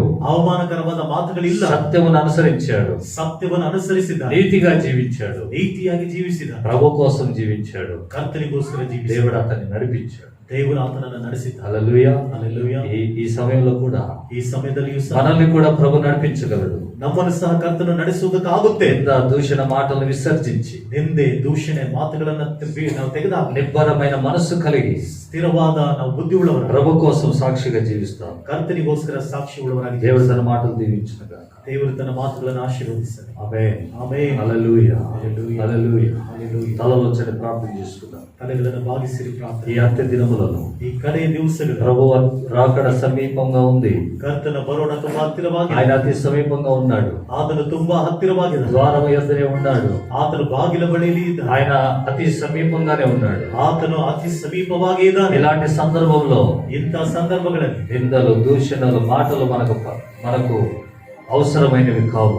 ನಿಂದೆಯ ಮಾತುಗಳು, ದೂಷಣೆಯ ಮಾತುಗಳು ನಮಗೆ ಅವಶ್ಯಕತೆಯಾದದ್ದಲ್ಲ. అవి మనకు తగినవి కావు. ಅವು ನಮಗೆ ಯೋಗ್ಯವಾದದ್ದಲ್ಲ. దేవుని వాక్యంలో రాయబడింది, ದೇವರ ವಾಕ್ಯದಲ್ಲಿ ಬರೆಯಲ್ಪಟ್ಟಿದೆ. నింద దూషణ మాటలు మీ పైన వచ్చినప్పుడు ನಿಂದೆಯ ದೂಷಣೆ ಮಾತುಗಳು ನಿಮ್ಮ ಮೇಲೆ ಬಂದಾಗ మీరు సహించుకోండి. ನೀವು ಸಹಿಸಿಕೊಳ್ಳಿ. పరలోకంలో మీకు ఫలం ఉంది. ಪರಲೋಕದಲ್ಲಿ ನಿಮಗೆ ಫಲ ಇದೆ. మనల్ని నిందించే వాళ్ళు ನಮ್ಮನ್ನು ನಿಂದಿಸುವಂತವರು అన్యులే అయి ఉంటారు, ಅನ್ಯರೇ ಆಗಿರ್ತಾರೆ, లేక మనతో ఉన్న వాళ్ళే అయి ఉంటారు, ಅಥವಾ ನಮ್ಮೊಂದಿಗೆ ಇರುವವರು మన ಆಗಿರ್ತಾರೆ, పొరుగు వాళ్ళే అయి ఉంటారు, ನಮ್ಮ ನೆರೆಯವರು ಆಗಿರ್ತಾರೆ, సంఘస్థులే అయి ఉంటారు. ಸಭೆಯವರೇ ಆಗಿರ್ತಾರೆ. ఎవరైనా ಯಾರೇ ಆಗಿದ್ರು మనం సహించే వాళ్ళై ఉండాలి. ನಾವು ಸಹಿಸುವಂತವರಾಗಿ, మన నోట ఆ మాటలు రాకూడదు. ನಮ್ಮ బాಯಿಂದ ಮಾತುಗಳು ಬರಬಾರದು. పొరుగు వారిని నిందించే అధికారం మనకు లేదు.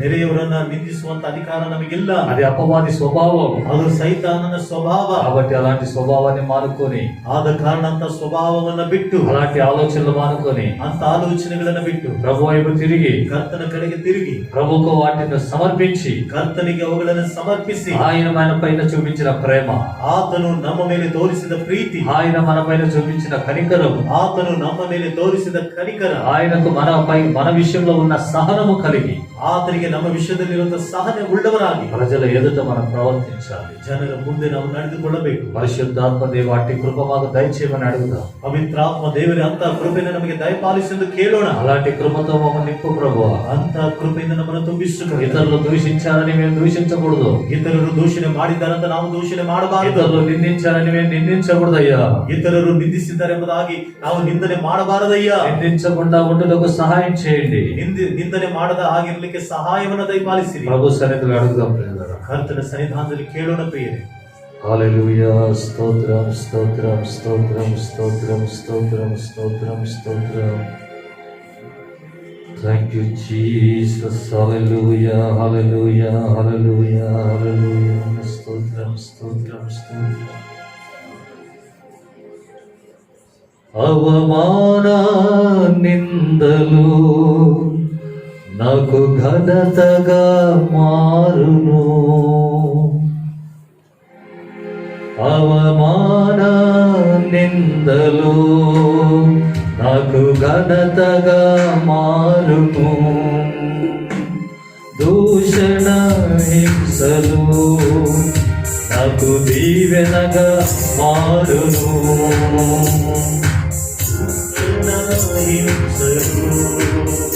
నాకు దీవెనగా మారును. అల్పకాల శ్రమ నన్ను విడిపించి ఈ రాజ్యవ్యాప్తికై నన్ను నిలిపెదవు. అల్పకాల శ్రమ నుండి నన్ను విడిపించి ఈ రాజ్యవ్యాప్తికై నన్ను నిలిపెదవు. జయ గీతం పాడి హర్షింతును. జయశీలుడా నిన్నే ఆరాధింతును. జయ గీతం పాడి హర్షింతును. జయశీలుడా నిన్నే ఆరాధింతును.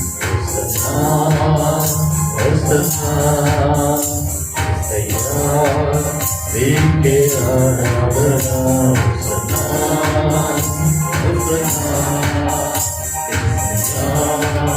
నీకే ఆరాధన.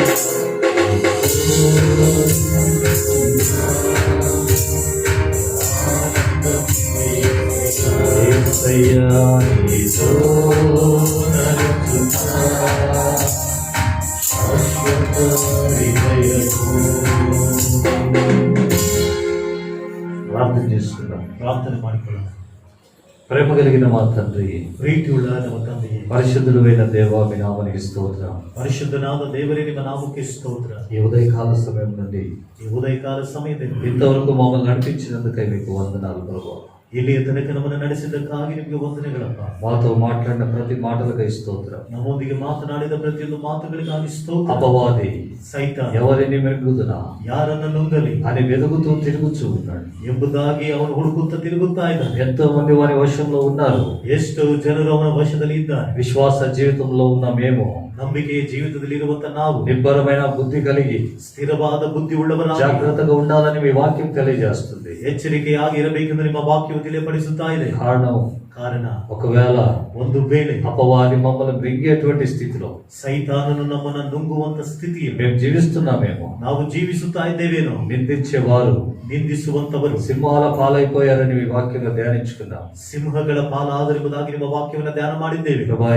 ఈ సమయంలో ಕರ್ತನೆ, ಈ ಸಮಯದಲ್ಲಿ నిందించే స్వభావం మాలో ఉంటే, ನಿಂದಿಸುವಂತ ಸ್ವಭಾವ ನಮ್ಮಲ್ಲಿ ಇದ್ದರೆ, దూషించే స్వభావం మాలో ఉంటే ದೂಷಣೆ ಮಾಡುವಂತ ಸ್ವಭಾವ ನಮ್ಮಲ್ಲಿ ಇದ್ದರೆ, ఇప్పటికైనా వాటిని మానుకోవడానికి సహాయం చేయండి. ಈಗಲಾದರೂ ಅದನ್ನು ಬಿಟ್ಟು ಬಿಡ್ಲಿಕ್ಕೆ ನಮಗೆ ಸಹಾಯ ಮಾಡಿ. అవి మా పరిశుద్ధులకు తగవని మీ వాక్యంలో రాయబడింది. ಅವು ಪರಿಶುದ್ಧರಿಗೆ ಯೋಗ್ಯವಾದದ್ದಲ್ಲ ಎಂಬುದಾಗಿ ನಿಮ್ಮ ವಾಕ್ಯ ಹೇಳ್ತಾ ಇದೆ. పరిశుద్ధ పర్వతం పైన నివాసం చేయగలిగిన వాడు, ಪರಿಶುದ್ಧವಾದ ಪರ್ವತದ ಮೇಲೆ ವಾಸಿಸತಕ್ಕವನು, వాడు నిందించేవాడుగా ఉండకూడదు. ಅವನು ನಿಂದನೆ ಮಾಡುವಂತ ವ್ಯಕ್ತಿ పొరుగు ಆಗಿರಬಾರದು. వారిని దూషించేవాడుగా ఉండకూడదు. ನೆರೆಯವನಿಗೆ ದೂಷಣೆ ಮಾಡುವಂತ ವ್ಯಕ್ತಿ ಆಗಿರಬಾರದು. పొరుగు వారికి కీడు చేసేవాడుగా ఉండకూడదని ನೆರೆಯವನಿಗೆ ಕೇಡು ಮಾಡಲು ಮಾಡುವಂತ ವ್ಯಕ್ತಿ ಆಗಿರಬಾರದೆಂದು భయభక్తులు కలిగిన వారు, భయభక్తియుಳ್ಳವರು, నీ యందు భయభక్తులు కలిగిన వారిని నిన్ನಲ್ಲಿ భయభక్తి ಉಳ್ಳವರನ್ನ అతడు సన్మానిస్తాడని మీరు వాక్యంలో తెలియజేశారు. ಆತನು ಸನ್ಮಾನ ಮಾಡುತ್ತಾನೆಂಬುದಾಗಿ ನಮ್ಮ ವಾಕ್ಯದಿಂದ ఈ ತಿಳಿಯಪಡಿಸಿದ್ದೀರಿ. దినం అలాంటి స్థితిలో మేము జీవించే కృప దయచేయండి. ಈ ದಿನದಲ್ಲಿ ನಾವು ಅಂತಹ ಸ್ಥಿತಿಯಲ್ಲಿ ಇರ್ಲಿಕ್ಕೆ ನಮಗೆ ಕೃಪೆಯನ್ನು ఈ ದಯಪಾಲಿಸಿ. లోకం శాశ్వతమైనది కాదయ్యా. ಈ ಲೋಕವು ಶಾಶ್ವತವಾದದ್ದಲ್ಲವಯ್ಯ. మీరు అక్కడ అతి సమీపంగా ఉంది. ನಿಮ್ಮ ಬರೋಣ ತುಂಬಾ ಹತ್ತಿರವಾಗಿದೆ. దానియేలు దేశానికి ఎంతో మేలు చేశాడు.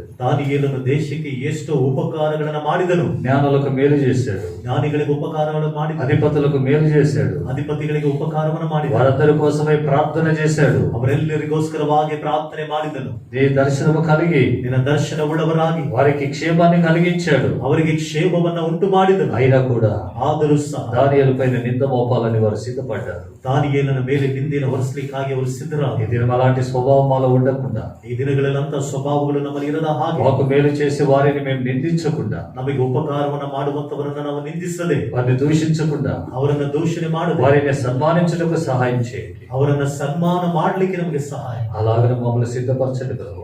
ಆ ರೀತಿಯಾಗಿ ನಮ್ಮನ್ನು ಸಿದ್ಧಪಡಿಸಿರಿ ಕರ್ತನೆ. ఈ లోకంలో ಈ ಲೋಕದಲ್ಲಿ మీ బిడ్డలమైనటువంటి మా పైన నిందలు వస్తున్నాయి, ನಿಮ್ಮ ಮಕ್ಕಳಾದ ನಮ್ಮ ಮೇಲೆ ನಿಂದೆಗಳು ಬರ್ತಾ ಇವೆ, అవమానాలు వస్తున్నాయి. ಅವಮಾನಗಳು ಬರ್ತಾ ಇವೆ. అయినా కూడా ಆದರೂ ಸಹ మేము సంతోషము కలిగి ನಾವು ಸಂತೋಷವುಳ್ಳವರಾಗಿ వారి నిమిత్తమై, ಅವರ ನಿಮಿತ್ತವಾಗಿ, దేశ క్షేమం నిమిత్తమై, ದೇಶದ ಕ್ಷೇಮದ ನಿಮಿತ್ತವಾಗಿ, దేశం యొక్క రక్షణ నిమిత్తమై ದೇಶದ ಒಂದು ರಕ್ಷಣೆ మేము ನಿಮಿತ್ತವಾಗಿ ప్రార్థించడానికి సహాయం చేయండి. ನಾವು ಪ್ರಾರ್ಥನೆ ಮಾಡಲಿಕ್ಕೆ ಸಹ, దానియేలు లాంటి మనస్సు మాకు దయచేయండి. ದಾನಿಯೇಲನಂತಹ ಮನಸ್ಸು ನಮಗೂ ಸಹ దానియేలు ದಯಪಾಲಿಸಿ. లాంటి ప్రవర్తన మాకు దయచేయండి. ದಾನಿಯೇಲನ ಹಾಗೆ ಒಂದು ನಡವಳಿಕೆ ನಮಗೂ ಸಹ ದಯಪಾಲಿಸಿ. అలాగనే ప్రవర్తించడానికి సహాయం చేయండి. ಆ ರೀತಿಯಾಗಿ ನಡೆದುಕೊಳ್ಳುವುದಕ್ಕೆ ಸಹಾಯ ಮಾಡಿ. చేరి వచ్చిన బిడ్డలందరికీ స్తోత్రం. ಸೇರಿ ಬಂದಂತ ಮಕ್ಕಳೆಲ್ಲರಿಗಾಗಿ ಸ್ತೋತ್ರ. ప్రతి వారిని మీరు ఆశీర్వదించండి. ಪ್ರತಿ ಒಬ್ಬೊಬ್ಬರನ್ನು ನೀವು ఈ ಆಶೀರ್ವದಿಸಿ. ఉన్నతమైన కృప చేత నింపండి. ನಿಮ್ಮ ಉನ್ನತವಾದ ಕೃಪೆಯಿಂದ ತುಂಬಿಸಿರಿ. ప్రభా, పరిశుద్ధమైన పిలుపుతో మీరు పిలిచారయ్యా. ಕರ್ತನೇ, ನೀವು ಪರಿಶುದ್ಧವಾದ ಕರೆಯುವಿಕೆಯಿಂದ ನೀವು ಕರೆದಿದ್ದೀರಯ್ಯ. మీ సన్నిధికి వచ్చిన మేము ನಿಮ್ಮ ಸನ್ನಿಧಾನಕ್ಕೆ ಬಂದ ನಾವು ఆ పిలుపుకు తగినట్లుగా ప్రవర్తించడానికి సహాయం చేయండి. ಆ ಕರೆಯುವಿಕೆಗೆ ತಕ್ಕ ರೀತಿಯಲ್ಲಿ ನಾವು ನಡೆದುಕೊಳ್ಳೋದಕ್ಕೆ ಸಹಾಯ ಮಾಡಿ. ఈ లోకంలో మీ బిడ్డలుగా జీవించే కృప ఇచ్చారు. ಈ ಲೋಕದಲ್ಲಿ ನಿಮ್ಮ ಮಕ್ಕಳಾಗಿ ಜೀವಿಸುವಂತಹ ಕೃಪೆಯನ್ನು ದಯಪಾಲಿಸಿದ್ದೀರಿ. మీ నామానికి అవమానం కలగకుండా ನಿಮ್ಮ ನಾಮಕ್ಕೆ ಅವಮಾನಕ್ಕನ್ನು ಉಂಟು ಮಾಡದಂತೆ ఈ లోకంలో మేము జీవించే కృప దయచేయండి. ಈ ಲೋಕದಲ್ಲಿ ನಾವು ಜೀವಿಸುವಂತ ಕೃಪೆ మా ದಯಪಾಲಿಸಿ. ప్రవర్తనను జాగ్రత్తగా చూసుకుంటూ, ನಮ್ಮ ನಡವಳಿಕೆಯನ್ನು ಜಾಗ್ರತೆಯಿಂದ ನೋಡಿಕೊಳ್ಳುತ್ತಾ, మా మాటలను జాగ్రత్తగా పరిశీలించుకుంటూ, ನಮ್ಮ ಮಾತುಗಳನ್ನು ಜಾಗ್ರತೆಯಿಂದ ಪರಿಶೀಲನೆ మా ಮಾಡಿ, ఆలోచనలను జాగ్రత్తగా పరిశీలించుకుంటూ ನಮ್ಮ ಆಲೋಚನೆಗಳನ್ನು ಜಾಗ್ರತೆಯಿಂದ ఈ ಪರಿಶೀಲಿಸಿಕೊಳ್ಳುತ್ತಾ, లోకంలో మీ సన్నిధిలో నడుచుకోవడానికి సహాయం చేయండి. ಈ ಲೋಕದಲ್ಲಿ ನಿಮ್ಮ ಸನ್ನಿಧಾನದಲ್ಲಿ ನಡೆದುಕೊಳ್ಳಲಿಕ್ಕೆ ಸಹಾಯ ಮಾಡಿ. మేము పరలోక రాజ్యపు పౌరులమనే పరిజ్ఞానము కలిగి ನಾವು ಪರಲೋಕ ರಾಜ್ಯದ ಪರ್ವತವುಳ್ಳವರೆಂಬ ಪರಿಜ್ಞಾನವುಳ್ಳವರಾಗಿ ఈ లోకంలో ప్రవర్తించుటకు సహాయం చేయండి. ಈ ಲೋಕದಲ್ಲಿ ನಡೆದುಕೊಳ್ಳುವುದಕ್ಕೆ ಸಹಾಯ ಮಾಡಿ. అలాగనే మమ్మల్ని అందరినీ సిద్ధపరచండి. ಆ ರೀತಿಯಾಗಿ ನಾವೆಲ್ಲರನ್ನು ಸಿದ್ಧಪಡಿಸಿ ప్రతి వారిని ఆశీర్వదించండి. ಪ್ರತಿ ಒಬ್ಬೊಬ್ಬರನ್ನು వారి ಆಶೀರ್ವದಿಸಿ. పనులలో తోడుగా ఉండండి. ಅವರ ಕೆಲಸಗಳಲ್ಲಿ ಜೊತೆಗರಾಗಿ, ప్రయాణములలో తోడుగా ఉండండి. ಅವರ ಪ್ರಯಾಣಗಳಲ್ಲಿ ನೀವು ಅವರ ಸಂಗಡ ಇರಿ. కుటుంబానికి క్షేమము సమాధానం కలిగించండి. ಕುಟುಂಬಕ್ಕೆ ಕ್ಷೇಮವು ಸಮಾಧಾನವನ್ನು ಉಂಟು ಮಾಡಿ. వారి చేతి పనులపైన మీ దీవెన ఉంచండి. ಅವರ ಕೈ ಕೆಲಸಗಳ ಮೇಲೆ ನಿಮ್ಮ ಆಶೀರ್ವಾದವನ್ನು మీ ಇಟ್ಟು నామానికి మహిమకరంగా నడిపించండి ప్రభువా. ನಿಮ್ಮ ನಾಮಕ್ಕೆ ಮಹಿಮೆಕರವಾಗಿ ನಡೆಸಿರಿ ಕರ್ತನೆ. ఈ కార్యములన్నిటిని మీ కర్మలకు అప్పగించుకొనిచున్నాం. ಈ ಕಾರ್ಯಗಳೆಲ್ಲವನ್ನ ನಿಮ್ಮ ಹಸ್ತಗಳಿಗೆ ಒಪ್ಪಿಸಿಕೊಡುತ್ತಾ ಇದ್ದೇವೆ. మా ప్రయాణములలో తోడుగా ఉండి నడిపించారు. ನಮ್ಮ ಪ್ರಯಾಣಗಳಲ್ಲಿ ನೀವು ನಮ್ಮ ಸಂಗಡ ಇದ್ದು ನಮ್ಮನ್ನು ನಡೆಸಿದ್ದೀರಿ. సురక్షితంగా మీ సన్నిధిలో నిలబెట్టుకున్నారు. ಸುರಕ್ಷಿತವಾಗಿ ನಿಮ್ಮ ಸನ್ನಿಧಾನದಲ್ಲಿ ನಿಲ್ಲಿಸಿಕೊಂಡು అందుకని మీకు స్తోత్రం. ಅದಕ್ಕಾಗಿ ನಿಮಗೆ ఈ ಸ್ತೋತ್ರ. పరిచయలో వాడబడ్డ బిడ్డలందరికీ స్తోత్రం. ಈ ಸೇವೆಯಲ್ಲಿ ಉಪಯೋಗಿಸಲ್ಪಟ್ಟಂತ ಎಲ್ಲ ಮಕ್ಕಳಿಗಾಗಿ ಸ್ತೋತ್ರ. చేరి వచ్చిన ప్రతి బిడ్డలకై స్తోత్రం. ಸೇರಿ ಬಂದ ಪ್ರತಿಯೊಬ್ಬ ಮಕ್ಕಳಿಗಾಗಿ ಸ್ತೋತ್ರ. ఆశీర్వదించండి. ಆಶೀರ್ವದಿಸಿ ఈ కృపతో నడిపించండి. ನಿಮ್ಮ కృಪೆಯಿಂದ ನಡೆಸಿ. ఈ వారంలో మా ప్రయాణములలో కూడికలలో తోడుగా ఉండండి. ಈ ವಾರದಲ್ಲಿ ನಮ್ಮ ಪ್ರಯಾಣಗಳಲ್ಲಿ ಕೂಟಗಳಲ್ಲಿ ನೀವು ಜೊತೆಗಾರರಾಗಿ సేవలో పాల్గొనే ప్రతి బిడ్డలు బలపరచండి. ಸೇವೆಯಲ್ಲಿ ಪಾಲ್ಗೊಳ್ಳುವಂತ ಪ್ರತಿ ಒಬ್ಬೊಬ್ಬ ಮಕ್ಕಳನ್ನು ನೀವು ಬಲಪಡಿಸಿ. యథార్థమైన మనస్సు కలిగి ಯಥಾರ್ಥವಾದ ಮನಸ್ಸುಳ್ಳವರ మీ సన్నిధిలో పాల్గొనటకు సహాయం చేయండి. ನಿಮ್ಮ ಸನ್ನಿಧಾನದಲ್ಲಿ ಪಾಲ್ಗೊಳ್ಳಲಿಕ್ಕೆ ಸಹಾಯ. తగిన మేలులు దీవెనలు మీ యొద్ద పొందినట్లుగా ತಕ್ಕ ಉಪಕಾರಗಳನ್ನ ಮೇಲುಗಳ ನಿಮ್ಮಿಂದ ಹೊಂದಲಿಕ್ಕಾಗುವಂತೆ సహాయం చేసి నడిపించి ಸಹಾಯ ಮಾಡಿ ನಡೆಸಬೇಕು. మీరే మహిమ పొందమని ನೀವೇ ಮಹಿಮೆಯನ್ನು ಹೊಂದಿಕೊಳ್ಳಬೇಕಾ. యేసు క్రీస్తు నామమున ಯೇಸು ಕ್ರಿಸ್ತನ ಹೆಸರಿನಲ್ಲಿ ప్రార్థించుచున్నాము తండ్రి. ಪ್ರಾರ್ಥನೆ ಮಾಡುತ್ತಿದ್ದೇವೆ ತಂದೆ. ఆమేన్. ಆಮೆನ್.